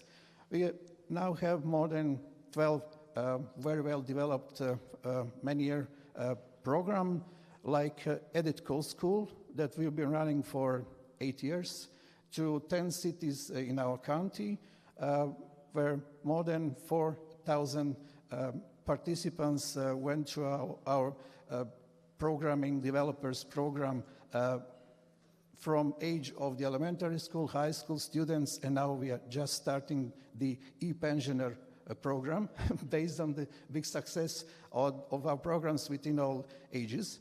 And also, we've been running some educations for both students, but also for companies in the emerging technologies. So we've been originators of the ML/AI meetup group, cyber group. We have more than 800 members in our ML/AI meetup group. So we ran workshops. Now there's a big interest among the academia, but also companies, small companies, regarding AI reg technologies and many of that things. So, but all of that is a foundation for our innovation and startup ecosystem, because we think that there need to be some holistic approach, because startups are in need of knowledge of some emerging good and also traditional technologies that are very quickly changed, but also for digital skills to be practical. You need some fields, areas where their knowledge could be applied. So connection between digital skills programs and people that are engaged into and our startups, we combine them through our technological community, events like meetups, conferences, and our final goal is the creation of technological community. And then we think that when you connect the digital skills knowledge and the startups within community that is well connected, that do frequent networking, and you follow them, then you start to feel the results of that work.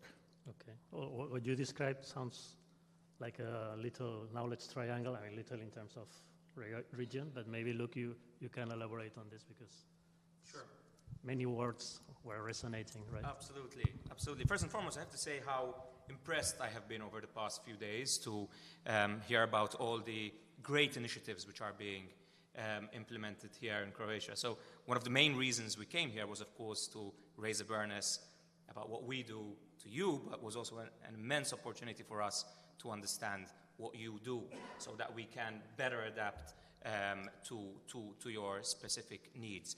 Indeed, this initiative in particular, I think, is highly interesting and very much linked and aligned and mirroring what we are trying to do at a more European level. And at this moment, I can assure you of our commitment to support you and to collaborate with you now and in the future in order to achieve success. I think one of the key words I'd love to elaborate on is skills. You spoke of digital skills, but there are other skills, I think, out there which are highly interesting. And today, the European Union actually published its Union for Skills initiative, in which the EIT also plays a key role, right? So the Deep Tech Talent Initiative, which was mentioned by Miro earlier, has so far trained very close to 1 million people over the past few years in deep tech skills. We all want to have successful startups, but we can't have successful startups if we don't have the skills, if we don't have the people with the skills, first and foremost, to found that startup. Me and Dante earlier were saying that in Europe we have a great ability to turn money into research, but quite a poor ability to turn research into money. And that, I think, requires a skill, actually, to be able to identify an idea and be able to commercialize that idea, to create your business plan. And that's not enough. You need not just entrepreneurs, you need intrapreneurs, people who can help you to set up your own company. So I think this is something also the EIT does very well. We are also able to plug in and support these initiatives by internationalizing. We are present first and foremost across Europe, physically present as well. We have offices in every single EU member state and beyond in Europe, in the Western Balkans, in Turkey, but even beyond, with offices in Silicon Valley, the United Kingdom, Israel, and we also have very strong collaborations with countries like Canada. Japan was mentioned earlier, and they are hungry for the huge talent there is in Europe. Not to eat them up and take them for themselves, but to be able to invest in them, to be able to benefit from their innovations, and so on. And I think this is where really the EIT can plug into the excellent initiatives you are doing. You know the innovations, the ecosystems on the ground better than us. So we cannot do it without you. But I would dare say that maybe you can't do it without us either. And this is where maybe we can work very closely together to make Croatia, put Croatia on the map, as I think Miro said in the past. Mm-hmm. And well, talking about researchers who take on entrepreneurship, Mirna, from your point of view, what are the mistakes or the learnings that you would recommend to another researcher trying to secure funds? And I would like also Dalibor to reply you on that. Well, go ahead. Or Mirna first, the problems, and you come with a solution. Well, at ANI, Bruno and Nika, founders of AniBiome, taught me when I came first, and it was 6 months ago, actually. I transitioned from academia to startup, which was a really huge step to take. And I would, before I answer this question, I would like to say something. You said, that in Europe we are good in, putting money in science, but not, to go backwards. And I would say there that actually the lack is in the education, because I'm a scientist, and I did a Marie Curie fellowship, a European program. It was amazing, and I learned a lot. But no one really taught us of these, how to translate your science to the market. And actually, I have a patent, and because during my PhD, I discovered a molecule, and I was lucky enough to have a mentor that recognized that on time. So he told me, Mirna, but we can't publish this paper now. So I had to make a decision to, stop my PhD in order to wait for the patent application. So instead of graduating 3 years, I graduated in 5, but with a patent. So it is something that researchers need to decide and need to know that there is decision to be made. So, and I think that, today we don't really know that, because after I did this, a lot of my friends said, but I discovered also this, I published this in Nature, and that, and maybe if I did it, it would be something that then today would be a drug. But we are not educated. So I think that's a big, big problem. And we really need to correct that. And I'm trying to, when I came back from Italy to Croatia, I tried to actually do some kind of seminars in order to educate my colleagues here, and they really appreciate it. So I think that's something we really need to work on, because otherwise, we cannot monetize science. So that's something that needs to be done. And back to your question, at ANI, for me it was really new thing to find money for our work and to attract investors. So it was really a shock. I didn't know how to do that. And Nika and Bruno told me, Mirna, we say at ANI, everyone is a target. Every time you go out and speak to someone, that person can be or investor or some person that can bring value to the company in some sense. So you really need to find a way to articulate what we do, to express yourself in a way that is understandable to people and approachable. So it's a progress, and it's a work I'm still trying to learn, a skill I'm trying to learn. But I think it's that this way of talking of what you do in a really easy way and articulating what you do is the key, I would say. But maybe I'm wrong. No, you're right. First, let me just give you some overview of the setup in Croatia nowadays. We really have good amount of people who can contribute, what Ante was saying, the triple helix. We also have an excellent TT offices that promotes what you were saying and trying together with the Digit to actually put in use our science and commercialize. I would say we have really great impact of EIT into the Croatia, and because we have all different kicks covered for, I would say, almost 10 years, some of them. So we really are present on the ground. We have a great accelerators programs that some of them are recognized recently, but there are more than that. I mean, we have Nucleus, of course, but also Zitzer and others that are there. And we do have really good funding that comes from the government as well. And the challenge for me is that the state of mind, this is what you were saying, is not there. It's not for execution. It's more for like a presentation. Mm-hmm. So we focus more to how to kind of sell, but we shouldn't do that. We should be always acting as executing what our idea is, what is our solution, and then from time to time take the snapshot and bring the update to the others where we are standing. Because if we are in a state of constantly selling something, then we become grant hunters. People are going from grants, which is not good. Innovation is a business that lasts, depends on the sector, but I would say 7+ years in average. So basically, this is a long term, it's a marathon. You start running and it's a discipline. So you need combination of creativity in order to come to something, but once when you have it, you need to be very disciplined. You need to have really strict KPIs. You need to work on them, no matter if you have financing or not. And I see reason why Europe is not strong, even though it's strong on research, but not strong. It's also state of the mind, but also the money.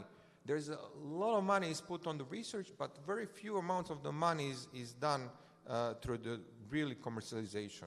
So I would say this EIC accelerator program is the one that we could match, let's say, with the American SBRR Type 1, Type 2 programs.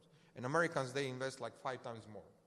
And that's the reason why we do not have as many EIC applications from here, because there are very small amount on the Europe level, but also what I explained before, our entrepreneurs, they are not diligent and specific about execution, what they want to do with the idea. And this is what is required in any VC funding or EIC, let's say. Mm-hmm. So you need to be really detailed how you want to implement this. So let's say you got money. So what do you do with the money? So that's the answer what you need to know. So don't wait for the money. So you got the money. But now put yourself in the shoes that you need to spend this money for the next 2 years. What you would do? Mm-hmm. You will realize that you can do many things immediately. I would say maybe 3 to 4 months of the work that you don't need money. You need organization, you need people in place, you need to understand that, where you're going with this. Mm-hmm. So why don't you do that execution part before you get the money? And once when you do that, you will easily get money from EIC because you have everything. Then you have a whole picture. Because what you do, you're just looking for the first hill. But innovation is like 8 hills later. So once when you get on the first hill, then you see there's another obstacle. You need to walk the talk as much as you can, and with a really agile, with not spending money. As long as you walk by yourself, people will recognize that and then they finance. Because there is no issue about funding in Croatia right now. There are, and even in Europe, there is money available, but they are not, what I see, people are not ready to execute this. Mm-hmm, mm-hmm. Okay, thank you, interesting. And Ante, you talked about Digit and how it's going to support the national ecosystem. At the same time, how does it going to connect with European policies or European programs like EIT, for example, and to strengthen this journey of the pipeline and the journey of a startup beyond Croatia? Yes. So basically, we are incorporating EIT and EU missions through all our programs and all our activities. We heard already today, it was mentioned that this S3, Croatia's S3 strategy, and which is actually incorporating EU priorities into Croatia's strategy, and we are following up on that and incorporating S3 into all our programs. Additionally, I can say that Digit specifically, I mean, one of the core goals of the whole project is to complement EU financing, EU programs. We are trying to fill the gaps that we have identified that do exist when going through all the EU fundings and EU programs. For example, there are great projects from Croatia that have applied to Horizon and other programs and have actually scored excellently, have received, for example, a seal of excellence, but since funding is always, it's not indefinite, they maybe didn't rank high enough to receive funding, although it was an excellent project, and this is low-hanging fruit for us. We have the funding available, and we will finance the excellently ranked projects from EU programs that have been evaluated but have not received funding for various reasons. And yeah, this is something that we will definitely do. And also, I mean, we will have a program that is that will help prepare organizations and people with ideas to apply for EU funding as well. So we are using this World Bank framework and filling the gaps that we have identified, as I said. Okay. Well, we're running out of time. Is there any question from the audience to the participants before closing? I have a lot. Just one, sorry.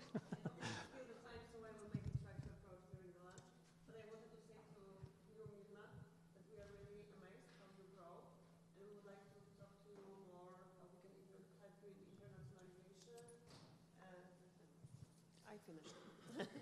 Thank you. But it's also interesting what you do, so we will look for learning more. I'm from the EIT community.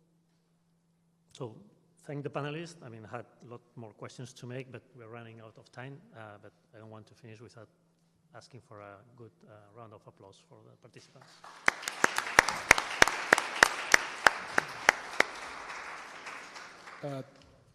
Thank you to panelists, and thank you to Luis Puerto for great moderation. Thank you. A big applause for Luis as well. And now our last panel today, very interesting one. We'll talk about bridging the gap between science and businesses, and we have distinguished guests here, people who are really competent to talk about this topic. So we first have Matijas Srbić, founder of deep tech venture builder Nucleus, and he was involved in creating 16 spin-offs and raising over 1.1 million for deep tech startups.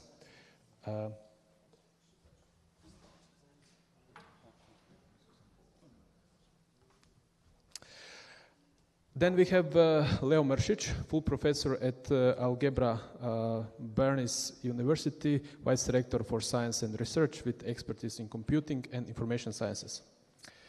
Then we'll have Damir Medved, he's director of Edi Hadria project, promoting AI and high-performance computing for SMEs and public administration in Adriatic, Croatia. And last but not least, we'll have Tina Pahic, coordinator of Enterprise Europe Network in Croatia with expertise in innovation access to finance and project evaluation. And the moderator is going to be Maja Trstenjak. Maja is postdoc at Faculty of Mechanical Engineering, specializing in sustainable production, digital transformation, and logistics. She's also the coordinator of EIT Manufacturing RIS Hub. Welcome. So, hello everybody. Hello to our panelists. We basically started this topic at the previous panel, so now we're going to dive a bit more in the commercialization of the scientific research, which is a hot topic for the EIT in general, but especially in Croatia, which has some kind of specific atmosphere about research commercialization, and I hope our speakers will tell us more about that. But for the very beginning, I would like to ask you just to briefly introduce how your institution benefits to and contributes to the research commercialization. Tina, would you start first?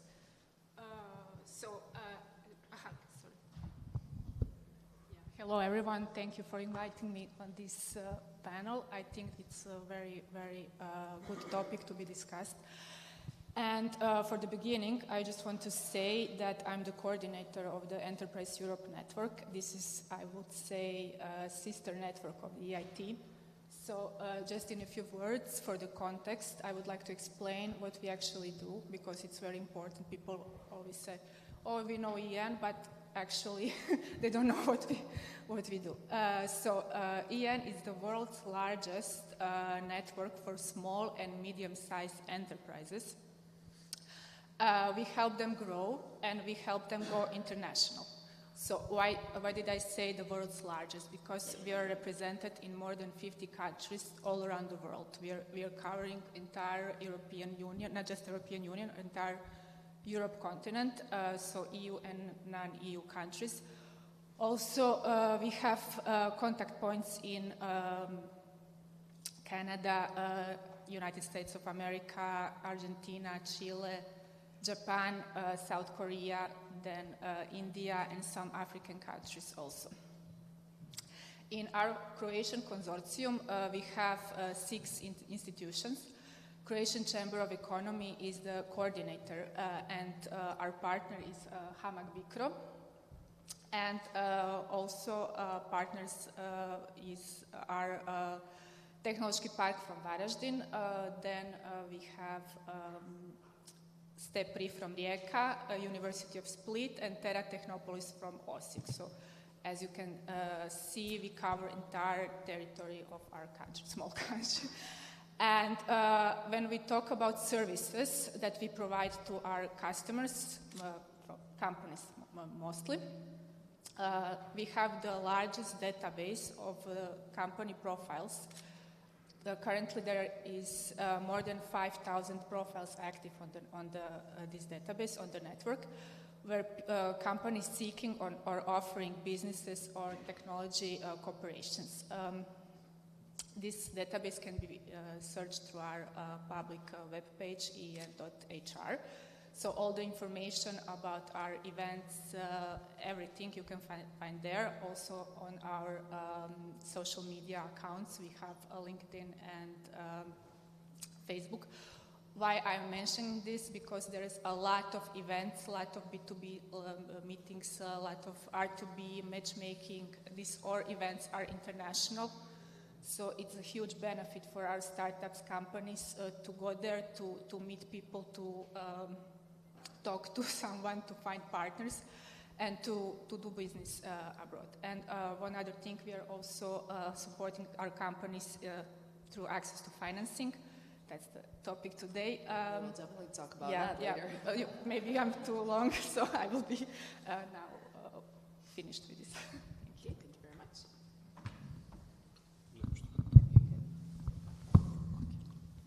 Yeah, okay. Hello, everybody. So my name is Damir Medved. I'm the director of the European Digital Innovation Hub, Adria. So I would say the logic of the European Digital Innovation Hub is quite similar to EIT. So we are also, there is around 220 of them around Europe.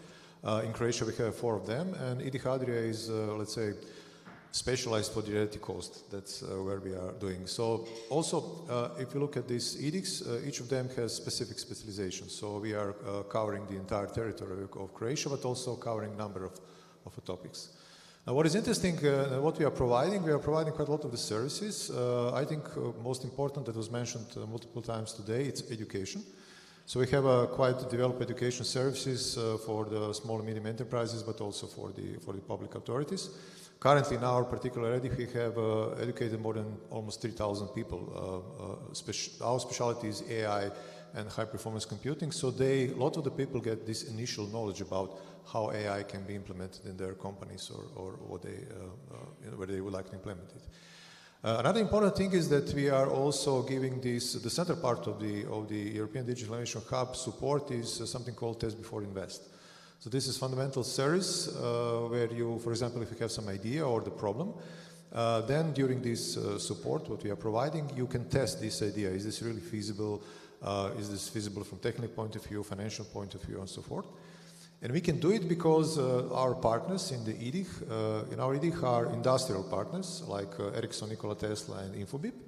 So they are providing to these small companies or entrepreneurs that are coming to us this kind of industrial level experience, but also global level experience. So what means if you have some very good idea and how you will come from this idea to bigger markets. And these guys really have these experiences. Obviously, in some cases, also this scientific kind of advisory is needed. So in that sense, the specialists or researchers from the University of Rijeka and University of Pula, they're also present.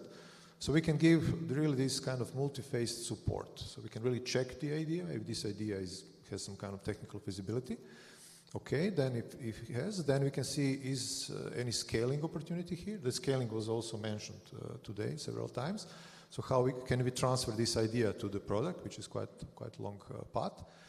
And then on the end, we are also offering them it's called like financial services, in which we are trying to see where this idea or where this product can be financed. So we are giving kind of, we are closing entire circle. So from this initial assessment, where they are, what kind of understanding of the problem or the idea they have, we can educate them, we can support them through the bootcamp, bring them to the Test Before Invest, and then on the end, if everything is well, we can provide to them some support for the financial services. And up to this moment, we have around 120 companies or organizations we supported, and that's important for us because now we have very good knowledge database. We have very, very good understanding what is the problem and how these problems can be resolved, especially also in the public sector. But maybe I can tell something about that later. Yeah, thank you. So my name is Leo. I came from Algebra University, now Algebra Brnens University. We are first private technical university in Croatia, serving approximately 15,000 individuals annually. So beside the University of Zagreb, we are the biggest educational institution in the country. 80% of those people are people who are attending lifelong learning educations. So back in 27 years ago or something, we started by supporting SME sector individuals. Maybe you're not aware of that, but at the moment in Croatia, around 260,000 companies, and 92% of them are employing less than 10 employees. So Croatia is 92% SME.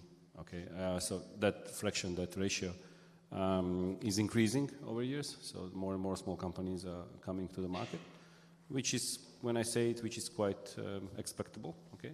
The question is, who is offering the services to them and what can we do to improve their careers.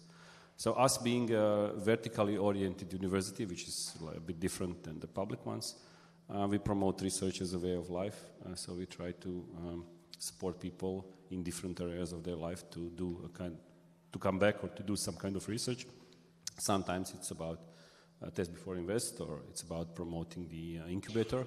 As part of Algebra is the oldest Croatian incubator as well. So every year we serve like up to 60 people, helping them to improve their early stage ideas and to bring them into life. But we also do lots of different European funded projects, and we are proud leader of one 8 climate kick project because I'm here today probably. So that could be a topic maybe for the next conversation. I'm passing on. Hello everybody, my name is Matija Srbić. I'm the head of Nucleus, at Innovation Center Nikola Tesla, which is first Croatian deep tech venture builder. What this means is that we do what Luke was telling, that our researchers are not good at, and that's we are helping them to actually create the money from their research.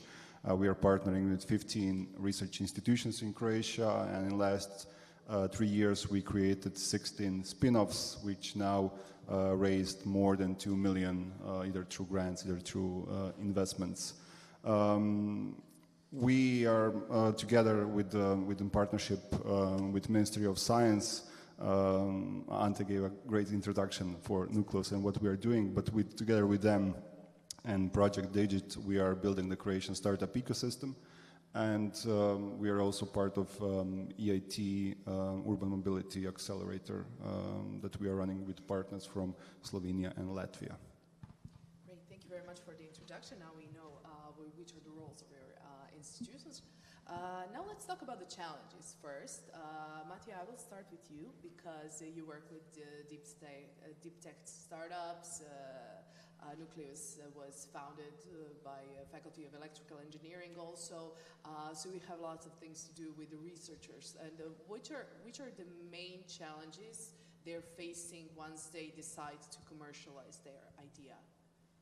I would say that before Nucleus, the main problem was the lack of support and lack of the structure. So basically, anybody who wanted to start the startup, they didn't know where to start. So who to ask and what they need, what will be the next step. So basically, they didn't have any motivation or incentive to do so. Now with Nucleus, we are trying to help them with that. So basically, we are that focal point of Croatian deep tech ecosystem where anybody from the research institution can get to us, tell us, I have this, and this is my idea, and rest of the way is with us. So basically, we are hand-holding them through the 12 months and helping them through that journey. But now, the biggest challenge, I would say, is basically themselves or their mindset.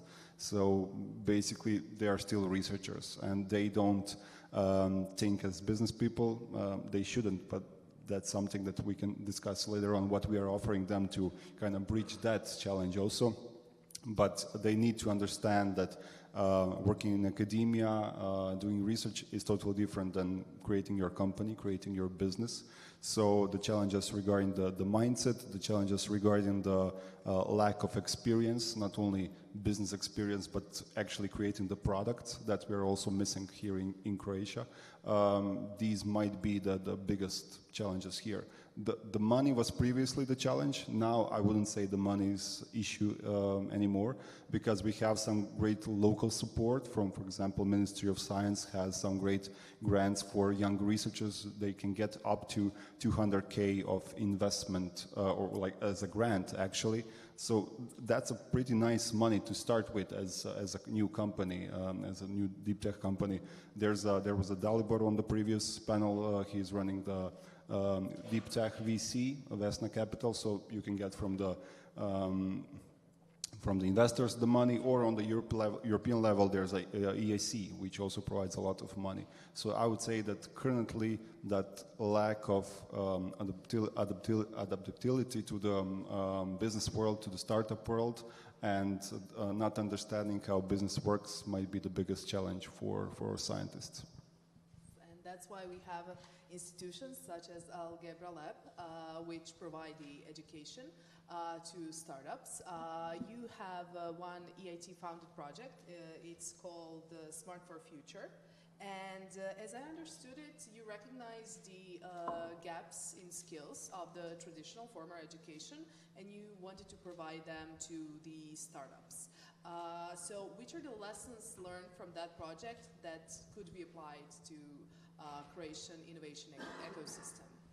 Yeah, when you say skills, it seems so easy. But what we saw is that after many years of teaching technical engineers how to use technology, we found out that then they came to the company, and I think that at the moment in Croatia there is no company where at least one IT expert or professional does not have at least one certificate which came from algebra. So we have like a good community of people that we can talk to. So our engineers came to the companies, and then it was hard for them to be granted inside of the company with the project, because the management also need to be skilled, because probably they are fear of different things, technology, cost, I don't know, pressure from the market, etc.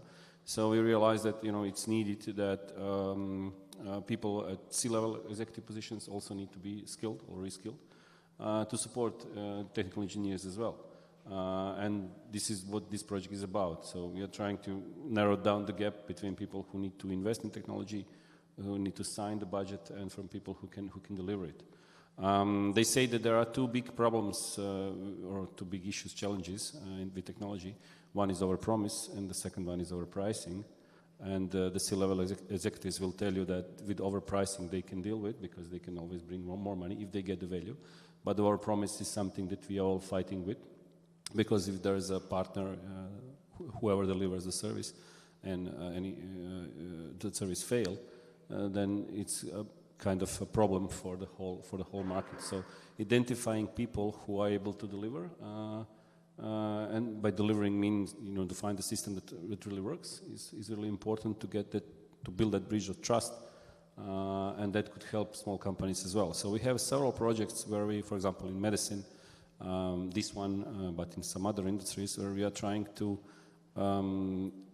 bridge that gap to understand how small company can deliver a service to a big one.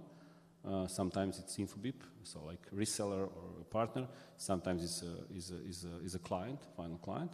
But also from perspective of, for example, hospitals, it's very hard to be like in charge of a hospital and understand how the small company of 10 people, and 92% of the companies in Croatia, companies that have 10 people, so they cannot really afford their services to the hospital. So we need to try to find out how someone who is in charge of the hospital can benefit from those companies as well.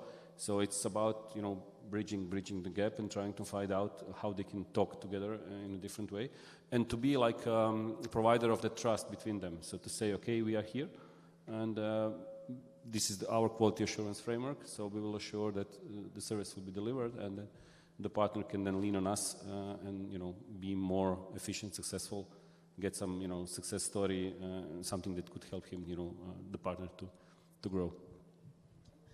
David, is your approach at EIT Adria similar? You also provide the education and all the other services to startups. Are there any specifics you would like to share with us that in support? Yeah, I would say that it's quite similar, but what I like to emphasize here is that from the researcher's point of view, the EIT Adria project provided this kind of reality check. So in many cases, researchers are high on the cloud, maybe dealing with research that is not applicable, and that's one of the problems also we have. But within the EIT concept, we provided to them 120 real problems from the real life. And I think this connection between the real problems and what researchers are doing, when this gap is narrowed and when they are working on the practical problems, now they are much closer to some products that will emerge from them. So that was a very important thing, because if you're coming to some small municipality, for example, they have some problems of the processes, problem of the data and stuff like that. And before you can provide to them any kind of advanced services, let's say AI service, you have to first of all clean the data, clean the process and stuff like that. So that researchers now with this have this kind of reality check when they better understand the whole, let's say, the whole process, what is needed to implement some real product. That's the first thing. And second thing is what we define. For example, one of the outcomes of the EIT Adria is we created something we call microservices. So these are services that are based on these 120 examples. There are around 12 or 14 of them. And they are really tailored. They are coming from this experience from the field. And then they are now tailored. They can solve a lot of the problems. Obviously, EIT is not producing final product. We are producing basically technical demonstrators. But now this is a very good starting point for any startup or company that would like to develop kind of final product that will then address this kind of market need. And that's exactly what we are doing now at the University of Rijeka. We are just starting going in a similar way like University of Zagreb is going and so forth. So we are now having several startups that are created, that are dealing with AI and some other technologies, and that are starting development of their products based on this EIT Adria knowledge. So they are not starting from zero, they are starting from some analysis of market, analysis of demand, and then hopefully this product that will be developed in next months or years will be successful because they are based on reality and they are based on the real problems on the field. But despite that there is a need in the market, all those solutions must be funded somehow and get financial aid. That's why, Tina, your organization is one of the helpers in getting those research ideas funded. Which are the main challenges the researchers faced when wanting to get funding for their idea, for their startup? I would say, and this problem was already tackled before on the panel, and someone also here mentioned it. I would say one of the biggest challenges is the investment readiness. What does it mean? It means that most of the founders can you hear me? Okay, sorry. Most of the founders of startups and spin-offs are coming from academia, from engineers or researchers or something similar. And although they all have amazing ideas, but they are lacking in business knowledge and business support. So we provide a lot of trainings and courses for these kind of groups. For example, we have pitching courses, pitching trainings for startups, how to pitch in front of investors, and helping them to write business plan and did some financial analysis, financial projections, all that stuff. How to sell, for example, that is very useful when someone is trying to run some business. Another challenge, maybe that nobody talked today, but we all know it exists, especially here in Croatia, is our huge bureaucracy. We all try to not talk about that anymore, but I think it's necessary. It's still there. It's still there, yeah. So this bureaucracy slows everything down, and we must find some solution, not just in Croatia, but also at the European level. We have the same problem. Everything is very, very slow with the grants, with the procedures, with the legal stuff, with administrative stuff that are changing all the time. So that's one of the reasons why Europe is lagging behind in innovation, behind USA and China. So I think that's a huge challenge that we have to face somehow. And maybe one thing, although you mentioned that there is a lot of resources for the funding, yeah, but how many investors are ready to invest in very risky asset? So if your idea is not very, very clean, and if you cannot prove to investor that they will have some return on investment, that they will profit from your investment, how many of them are willing to actually invest? And here is one instrument that we have on the European level. It's EIC, as you all know, but the success rate to apply on EIC, I think it's less than 5%. 2%, yeah. So I think we have just 2 companies from Croatia that successfully applied and received grants from the EIC Accelerator till now in 5 years, Matt, yeah, 5 years. So I think there is a huge opportunity, and we must support these companies. Every applicator that wants to go to EIC, we have these trainings also for them. So you can find everything on our webpage again, like I'm pitching EAN. But you also help to scale those startups internationally. Yeah. How does that process look like? Are our startups, our researchers even interested to scale their solution on that level? And which are the obstacles they're facing once they try to do that? Our biggest advantage is that we can connect them with advisors and experts abroad, not just in Croatia. So we can find them a partner that they need for scaling up and to go internationally. That's the main advantage that we can offer them. And we talked about the contribution of the governance, of the private funding, of the research. And the question for all of you, what is left to be changed here in Croatia? Where is a place for improvement to encourage a better synergy between all those factors to make the triple helix and quadruple helix or that kind of system even stronger for the startups? I can start from the research or science side. I think Dalibor on the previous panel mentioned that we have great technology transfer offices. I strongly disagree with that. I think that our technology transfer offices are more like administrative support for researchers than actually like functional office that can help you with the technology transfer and research commercialization. Look, our researchers are mostly like grant junkies. They like to see that as a free money. They like to use that money for whatever they are now interested in working on and forget about it after the project ends. It doesn't translate as much into real world and a real business. So having technology transfer offices that function means that in any moment they know what are the new things happening in different labs and what are those like emerging inventions that might happen in the upcoming, I don't know, months or years, and having a plan for them. So basically telling them, okay, this doesn't make sense to try to commercialize it, write papers about it, publish it, use it for your academic career.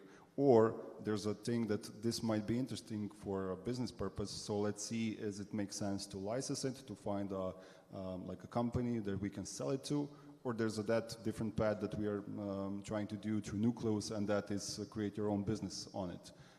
And this is something that we now have to do for every of those faculties. Like most of them before, there was that grant from the Ministry of Science which required the faculty to have their IP management rule book and to kind of sort everything out regarding the IP ownership when you create your own company. Most of the faculty didn't have that before. So basically, if you are a researcher and you want to try to commercialize something, there was no rules how to do it, and you don't know where to ask because nobody was able to give you the answers on under which term you can use that IP. So basically, starting just from that and having that like technology transfer offices that can actually scout for you and tell you, hey, these are the good things, these are great teams, and so we think that this might be very interesting to try to create your own startup upon it, and then pushing them towards the Nucleus. This is something where we can help, because then we can just focus on helping them to validate the business potential,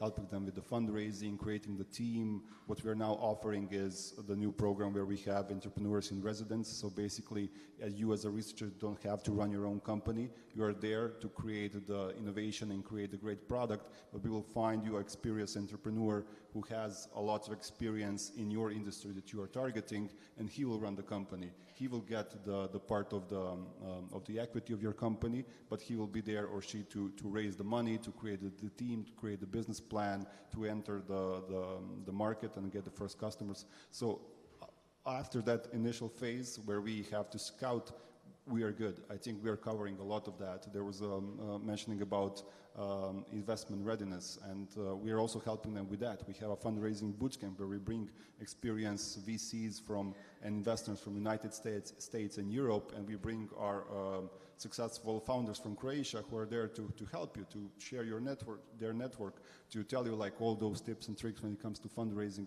So we can cover that, but that initial phase where there have to be somebody who can tell a researcher what to do with their invention, this is currently missing.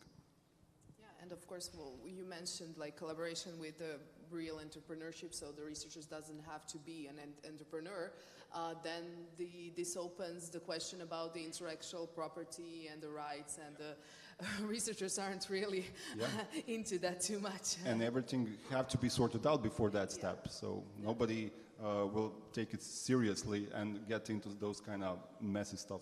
Yeah, so we don't share our ideas for free, right? Okay, we have some time left at our panel for just a few questions. Is anybody from the audience? Yes, we have one question there. Okay, Mike.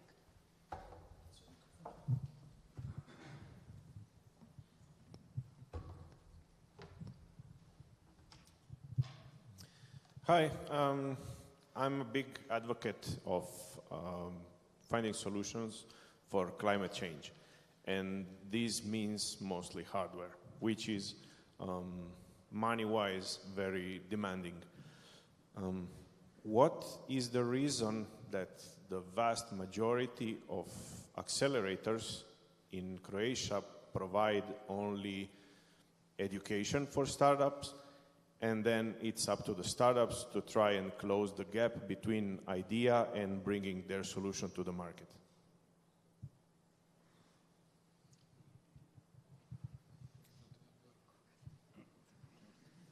Well, okay, I can say that maybe it's not completely true. So there is in our case there is a lot of the hardware available. So if you have some specific, basically we are leveraging the capabilities of the Croatian academic infrastructure that is available. There is a lot of the computer, even the supercomputers are present there. So it's not so complex or difficult to get some time or some resources there. So in that sense, what we are advising, first of all, we have to identify, or we identify what kind of hardware, what kind of resources you really need. And when this is done, then I think this connection between some infrastructure and on which you can run your own projects or ideas is not so big problem. That's from our point of view. I think what is more important is this information. That's what we are doing also. We are trying to create a platform, kind of matchmaking platform, where we have all the physical infrastructure that is present. So we have all the laboratories, all the equipment, all the measurement equipment, all the computers which are present. So you can search that, and then you can make a match between the idea, the resources, physical resources, but also human resources. So for example, the scientists or researchers who are working on that. And in a very easy way, you can then have this matchmaking, and you will have a list of all the resources that are available for your particular problem or idea. So I would not say that is impossible, but what is important is that this kind of matchmaking system are interconnected. So for example, we have this regional matchmaking platform that is maybe working for the Northern Adriatic as part, but there are many other matchmaking platforms. So I think the next task will be to interconnect all of them, and that's something we are already doing. For example, we are interconnecting all young universities of Europe. University of Rijeka is part of that network, so we will have now 8 universities and some other institutions connected together through this matchmaking platform, and therefore we will be able to find new ideas, new researchers, hardware, and so forth. So I would say there is a path forward. We have time for one more short question. I think someone in the audience might have. Sibila Bogovic-Šoštarić, Faculty of Mining, Geology and Petroleum Engineering. My question goes to Professor Bršić, Vice Rector of Algebra University. Now, there is no doubt that Algebra, the same as University of Zagreb, gets good students. But there is one big difference, is that your students ends up being innovators, and our students ends up at the market and searching for jobs. So that means that you are doing something really different from the same material as we are having at the beginning. And I'm wondering, would you like to share with us a little bit on how the algebra is different in a way of embedding this entrepreneurship mindset for your students? What are you doing differently from us? Thank you. Well, thank you for the question. I will try to answer it. First of all, I think we attract more people who already work. So they work before they come to our university. Okay. So theoretical universal role of student is a person who enroll for the education with 17 or 18 years old and then spend 5-6 years at the university. I have problems in finding our students, to work on anything besides their job, work, and everything else. So even when they apply for our courses, for our study, they already have like 10-hour work shifts, including the university. So they're not really students in a way that maybe sometimes we think about students. They are entrepreneurs when they come to us. The other, let's say, difference or challenge is that those people, they treasure their time. They are very keen on how they will use their time. So if we are not able to provide them a service which is on the level of other commercial services, for example, when you take the iPhone or any kind of phone in your hand, you expect that phone to work. On the other hand, when you want to deal with your company or with your innovation, you need to capture that innovation in a short fragment of time. If you take a look at the statistics, they will tell you that the biggest reason why something fail or be successful is timing. So if we cannot capture the moment of their innovation or their lucidity, then we have a problem. So on the other hand, we have bureaucracy. We talked about this. So if you don't have a call which will fund your idea, or if that call is delayed, or sometimes you do not know when a certain call will be announced. We were talking before about, okay, there's been a delay. Now we are talking that we made a damage to the system, because every time when the project or a call is not announced, one researcher decides to leave the country. And every time when something is too slow, when we need to put additional stamp on something, when there is no service which is oriented towards the student, we have a problem. So the question is, can we talk about that like very openly? Okay, because if we can, then we can find lots of things that you say do different, but maybe do it in a way that you can approach it from two different angles. First, I can give you build the building and say, okay, this is something for the entrepreneurs, and then I'm waiting for them to come. Sometimes they do not come at all. Or I can find people and ask, okay, what can I do to make your life better? What can I do to make you... And then I will get 1,000 or 20,000 different answers. I need to be very, very open to all of them, because it's about personalization. It's about tailored approach. It's about lots of time thinking about how I can help them. It's always easier to build like an incubator and say, this is the incubator. Maybe someone will come, maybe not. This is the wrong way. So investing in infrastructure without really knowing who will be using it, it's a big problem, not only in Croatia, all around Europe. And if you take, I will close with that, if you take a look at the statistics in US, you will see that a majority of investors in new entrepreneurs are the entrepreneurs who were successful before, not the banks, not the governments. So I think it's normal for universities to provide education. It won't be good maybe to take a share in the companies, because then it's a mixed signal. But yeah, over time, I also think that Algebra will be investing. Probably University of Zagreb can also invest in some patents. But from my personal perspective, yeah, I applied for 2 patents this month because we started with it. I think it's important. We need to learn a lot how to do it. We are not always successful. Sometimes, it's really hard world, especially for us being a small university, not recognized in a way that we would like to be. So it's a process of building something that will last for 30 years. Now I'm in my 50s, so probably it's beyond my time, but I'm still, pushing hard, working 10 hours a day, and trying to make a better world here. And I think people recognize that. Can we be more successful? I think we can. I think all of this is about building a community, and this is why this conference is also about. Because with community, we can then talk openly about the things that can be improved.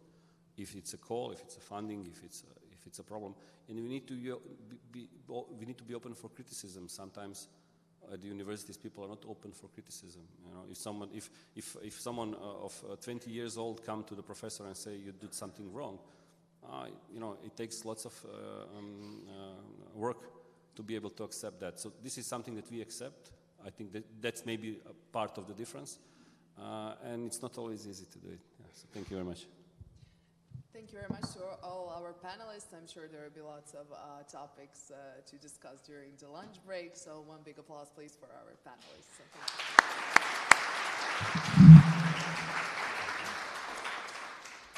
And one applause for Maya for moderating this discussion. This was really great. I think you all had more questions, but the presentation that we all were waiting, one more EIT success story. I will again invite Luka Petro from Docking Mining. He will share the project success story called the NRE Electra project from EIT Raw Materials, and with him here are colleagues from Faculty of Geology, Mining Geology, Petroleum Engineering. So we are looking very forward to hear what the story about. I will give you the.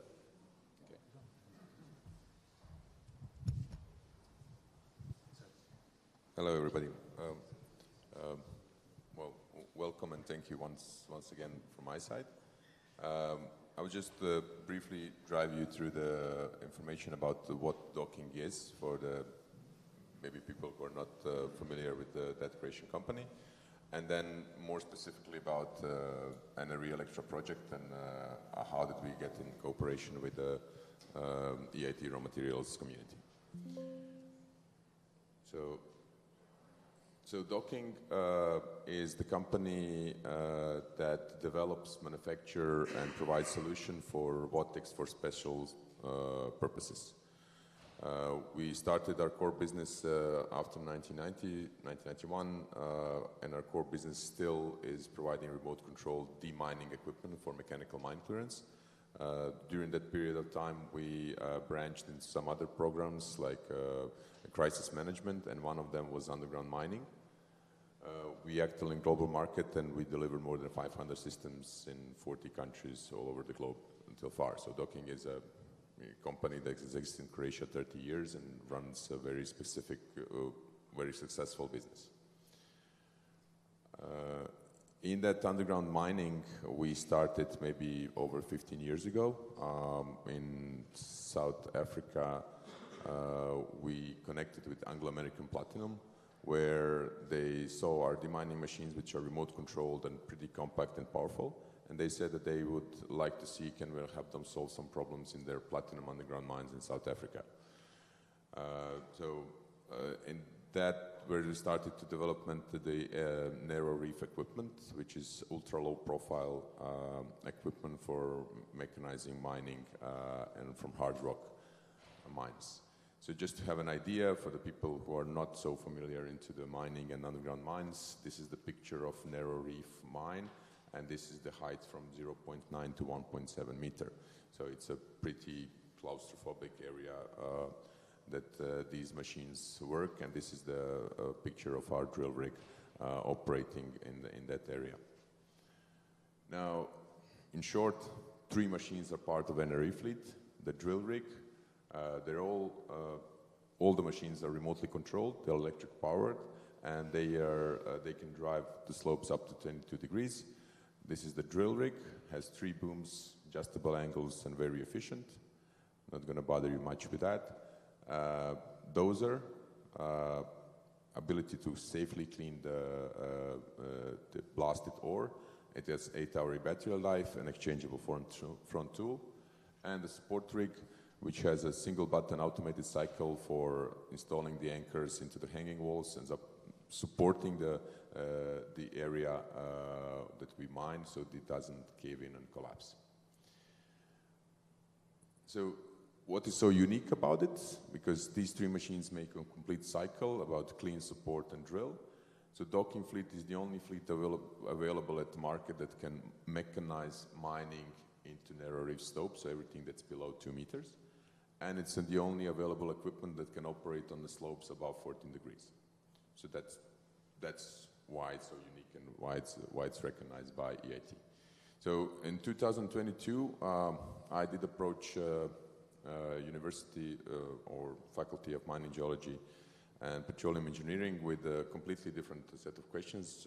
I wanted to help them find me a testing ground here in Croatia, because it was logistically very complicated and expensive to do the R&D and test everything in South Africa. So I came with the question, is there any old mine in Croatia or region that we can use for a testing facility? We still didn't find that, but from that discussion, we came across EIT Raw Materials, and they told me what it's all about, and they told me about their upscaling coals, which they called Kava. So first attempt was in 2022, where we applied on Kava 10 coal. Even though we get the best possible score, we didn't get funded, mostly because we asked for a lot of money. Then we applied next year again, 2023 on Kava 11. We were selected to the reserve list. Information in August. In September, they told us that there are some additional funds released because some of the other projects were not so successful. And they requested us to accept our co-funding with 40%. Usually EIT co-funds 70% of the projects. So we kind of stepped up there. And we agreed on the funding. New SPV was founded in April 2024. The project started in September 2023. We founded a new company called Docking Mining. And EIT has what they call the backflow mechanism for the funds to get back to them. That's either a revenue share or equity share. So EIT accepted the equity in Docking Mining as their backflow, so they are now minority stakeholder in the Docking Mining, and Docking Mining is founded as a company that will exclusively commercialize, sell and develop underground mining portfolio of docking machines. Total project budget, as I said, we ask a lot of money, is 6 million euros, and EIT co-funding is 3.6 million euros. From that, the project lasts 27 months, so that's the basic information about, and I wanted to have people understand that there's really opportunity to get funding, to get a lot of money in compared to what colleagues were telling about startup fundings. This is quite a significant amount. And now I'll briefly explain what do we use it for. So the idea was to bring the machines from TRL 6.7 to TRL 9. The first thing was to analyze the data from production trials that we have already in mines in Zimbabwe and South Africa, redesign components and subsystems that will improve robustness and maintainability and decrease the operating cost of the machinery, and produce the final commercial ready prototypes. So that's kind of a development and R&D phase, but also covers all the things that are necessary to bring it from the picture that you saw before, which is a proof of concept already exists, to making this a final product. So that means that we have to develop customer support. So we have to develop people that know how to train, maintain the equipment, and don't know how to train other people how to maintain equipment. We need to develop quality assurance procedures so we can provide the guarantees, everything that comes into place. So that's complex task for bringing such a new product and such a huge product on the market. We do the go-to-market strategy with all the market analysis, development of IP strategy, how do we protect and how do we go further, and of course dissemination and communication, which mean mining equipment exhibitions, professional conferences, and of course investment forums for potential capital raising, because the idea is that Docking Mining in the future raises the capital so we can build our own production line or further develop other mining equipment that are requested on the market. That's all from me. These are the machines, and Docking Mining is a new company, so thank you very much.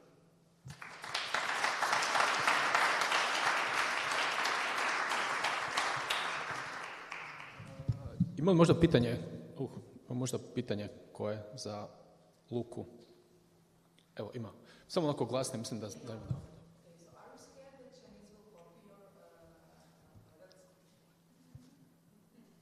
Well, it's not.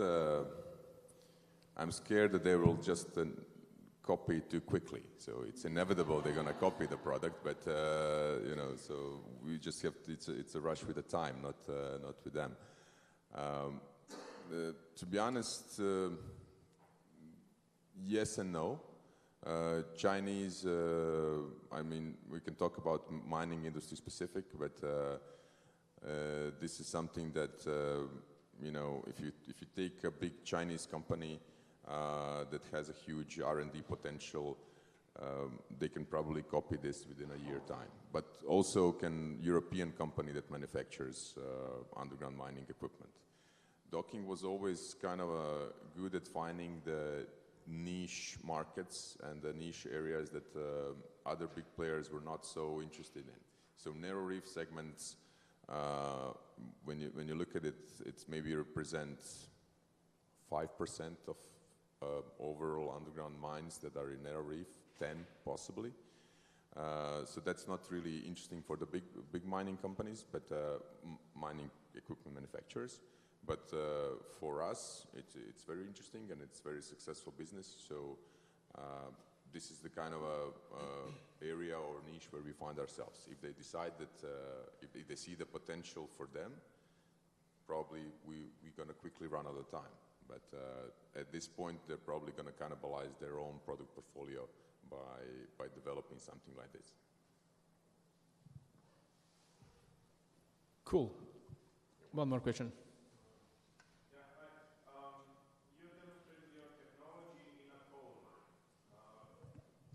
Platinum mine, but never mind. So coal is going to be soon phased out as a power source. What could be other applications of your technology? These were platinum mines, not the coal mines.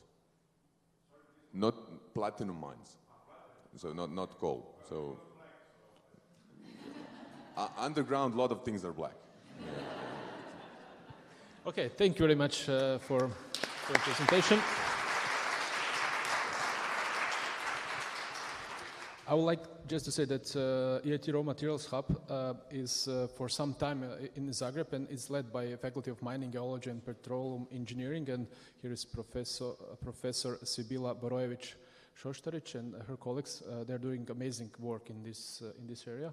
So I'm very happy that we have this kind of success story, but it proves that innovation is possible for Croatia, but in the niche segments, and we are obviously good in those things. So just to conclude this event, once again, thank you everyone for coming. We have explored some aspects of innovation from different perspectives, from policy, startups, and big corporates. I would like just to have this opportunity at the end to mention two things. I would say that for EIT community is just beginning. We are at the very beginning of something great, something that we see as a catalyst for collaboration between all of you, but also connecting you to opportunities that are offered through European Institute of Innovation and Technology. I would just encourage all the startups that were here. I would like to encourage all the researchers, policymakers, business owners and businesses to connect here, to stay connected, but to thrive and try to get as much as possible support and finances from European funds, because this is our money and let's use it to make, to improve Croatia as much as possible. Before we conclude, I would like just a few things. My gratitude and my thank you goes to Ministry of Science, Education and Youth, especially to Zorana Barišić and her colleagues for the support of organizing this event. I think we did a quite good job. Our colleagues from EIT who supported us, who came in Zagreb to support us, to do some meetings, but also to support us. So very big thank you. Representatives of the KICS. Sure, panelists, I think you got really nice insights from different perspectives from our panelists, moderators, and speakers. So thank you very much all. And last but not least, I would like to thank you all for coming here.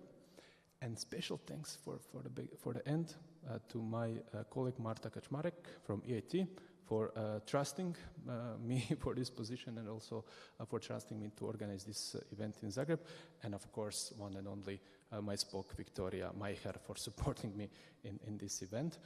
And last but not least, this is the last but not least thing, my team from SMION and from EIT community for supporting in organization of this event, and we are committed to work on improving Croatian ecosystem together with you. Thank you very much. I'm inviting you for a